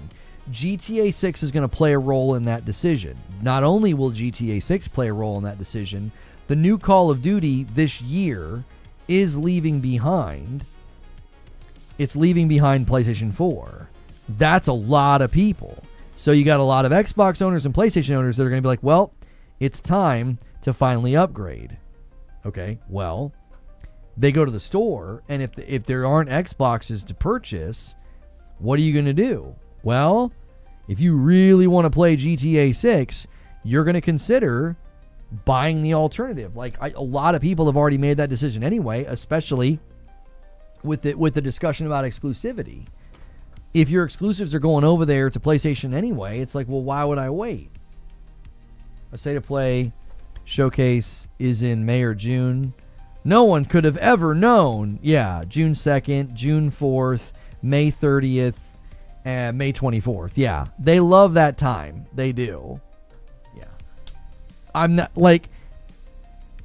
not a shaman. I'm not a leaker. I'm not an insider. I literally schedule my vacation around knowing that, like, as soon as we get into the end of May into June, everything starts to pick up. Like, everything goes quiet before all that happens. Nobody wants to say anything. Nobody wants to make an announcement. They're all saving their announcements and trailers and reveals for those times. So I leave when it gets the most quiet. That's typically what I try to do. No, their earnings calls in about a week. Yo, Aaron Wright with 41 months. Been away from my desk most of the morning looking at the title, PS6 delay. Is this official? I hope so. I hope it gets pushed back to 2030. It's about as official as it gets, and we're now exactly 10 members away from 50. It'd be a nice land. I'll owe whoever does it a member. Whoever hits it gets it. So a 10 bomb to get us there. Thank you, Aaron Wright. And yes, it's official. Hiroki Totoki basically said that at this point in time, they can't commit to a window for PS6. It's unknown because of the RAM shortage and just what's going on in the globe. Like, that's just where we are. That is currently where we are. So, yeah. PS6 is an unknown. Now, I said for a long time that I thought the PS6 coming out in 2027 was too early. I thought it was more than likely going to be 2028 or even 2029. A lot of people said I was crazy. Now, my predictions were based off of how this gen started. I was like, yeah, this gen didn't get off to the greatest start. It was a slow start. And because it was off to a slow start, I thought they were going to try to extend this gen. So I don't get to take credit for that prediction if it comes true. I'm kind of having a bank error in my favor. My prediction's coming true for completely different reasons than I originally made the prediction. Like, I'm not going to take credit for getting that one right. I just thought they were going to try to extend the gen because of how the gen started.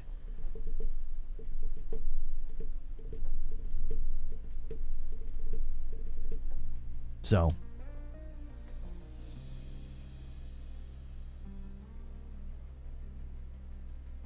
I just don't see how Asha can be expected to make a move like moving back to exclusives. She has to reignite the brand, but has limited tools to do it. How the Xbox faithful would want. I don't know. I think even the guys that are out here fighting and claiming that they're on the way back and it's going to be the console wars back on the table, I think they're just doing it for the love of the game. I don't think they genuinely think that. I think they know that it's over. It's been over for a while. There's no path back. There's no motivation. There's no incentive.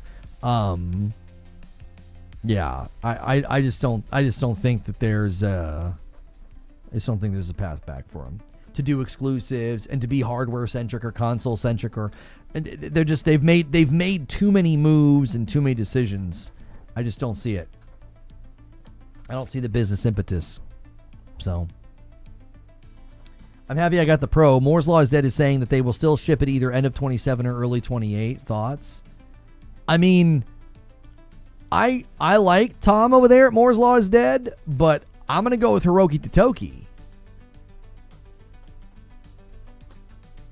Like, I don't think Hiroki Totoki liked having to say that, but he had to admit, like, listen, we cannot assure production timelines right now.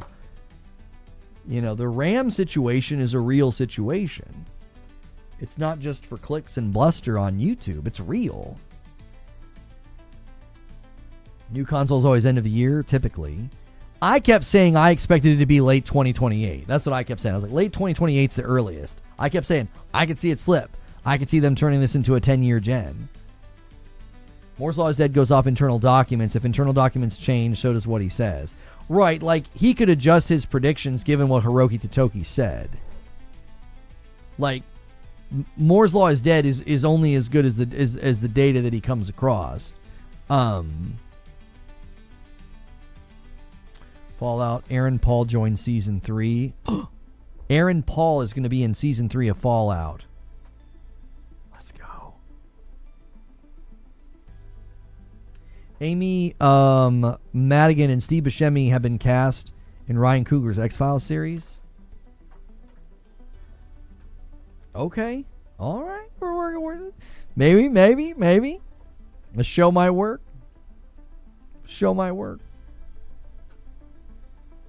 RAM prices and availability is playing a role for Xbox. Xbox didn't manage for the RAM crisis. Reports are they ran out of RAM. It's rough out here. It's rough.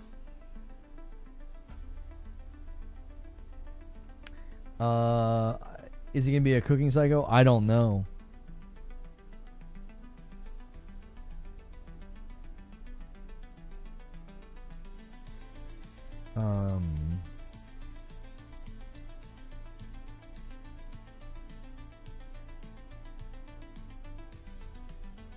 What email is this coming to? I've got a Meta partner request. I don't know why they're... I'll have to look at it later. Goggins Goggles. Okay.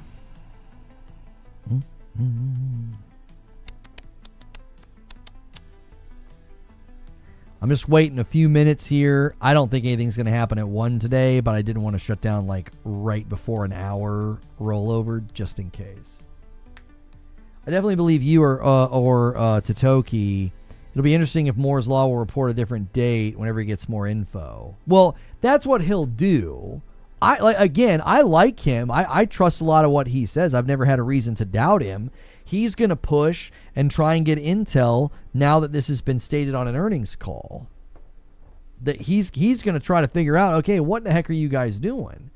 Wrong again, Lona. My sources said GTA 6 had already flopped and has unsold copies that are buried with the unsold Switch 2, ET, Atari copies, and Jimmy Hoffa. By the way, this is a joke. I would hope I can deduce that was a joke without you telling me. But I appreciate you telling me just in case.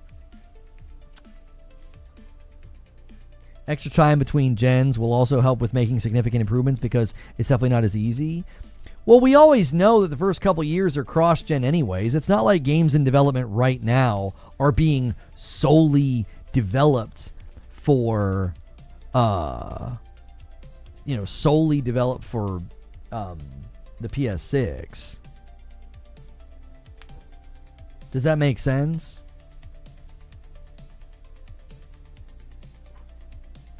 Like, games in development right now are not being built solely for the PS6. So it's like, yeah, they're going to be built for PS5 first. So it's not like it's going to affect the dev of these games. These games should be fine. Especially if they've been in dev for how long? Like a game coming out next year. How long has it been in dev? 4 or 5 years. Meaning they started development back 2022, 2023. If they were doing dev back then, they weren't deving for the PS6. So it's not going to affect the games. That matters to me more than anything. Like, this is what's interesting. Was anybody chomping at the bit to buy a brand new console? Was anybody? With the current pricing structure and the issues and inflation, were you like, oh man, I really was hoping they were going to ship another console? I mean, I wasn't. Push it back so it can be more reasonably priced. Just keep using this gen's been doing fine. Keep using this gen. Keep using this hardware. You know? All right, I'm just refreshing the feeds here just to be sure. It's 101. Okay. The copies are unsold. Mm-hmm.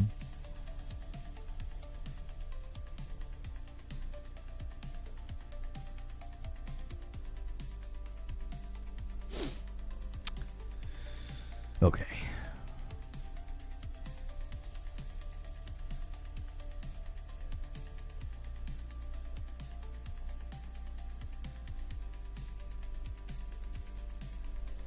All right.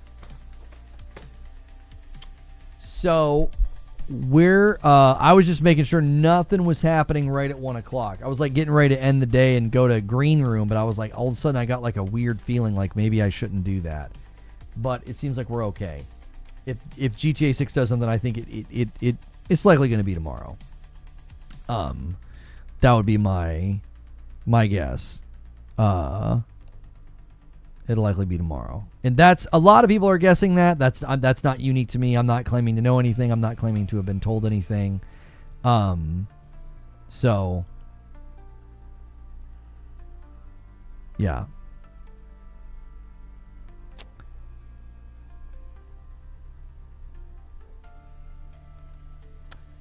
Okay. So if you are not in our Discord, that is where we take the show at the end of the day. We take the show to the Discord.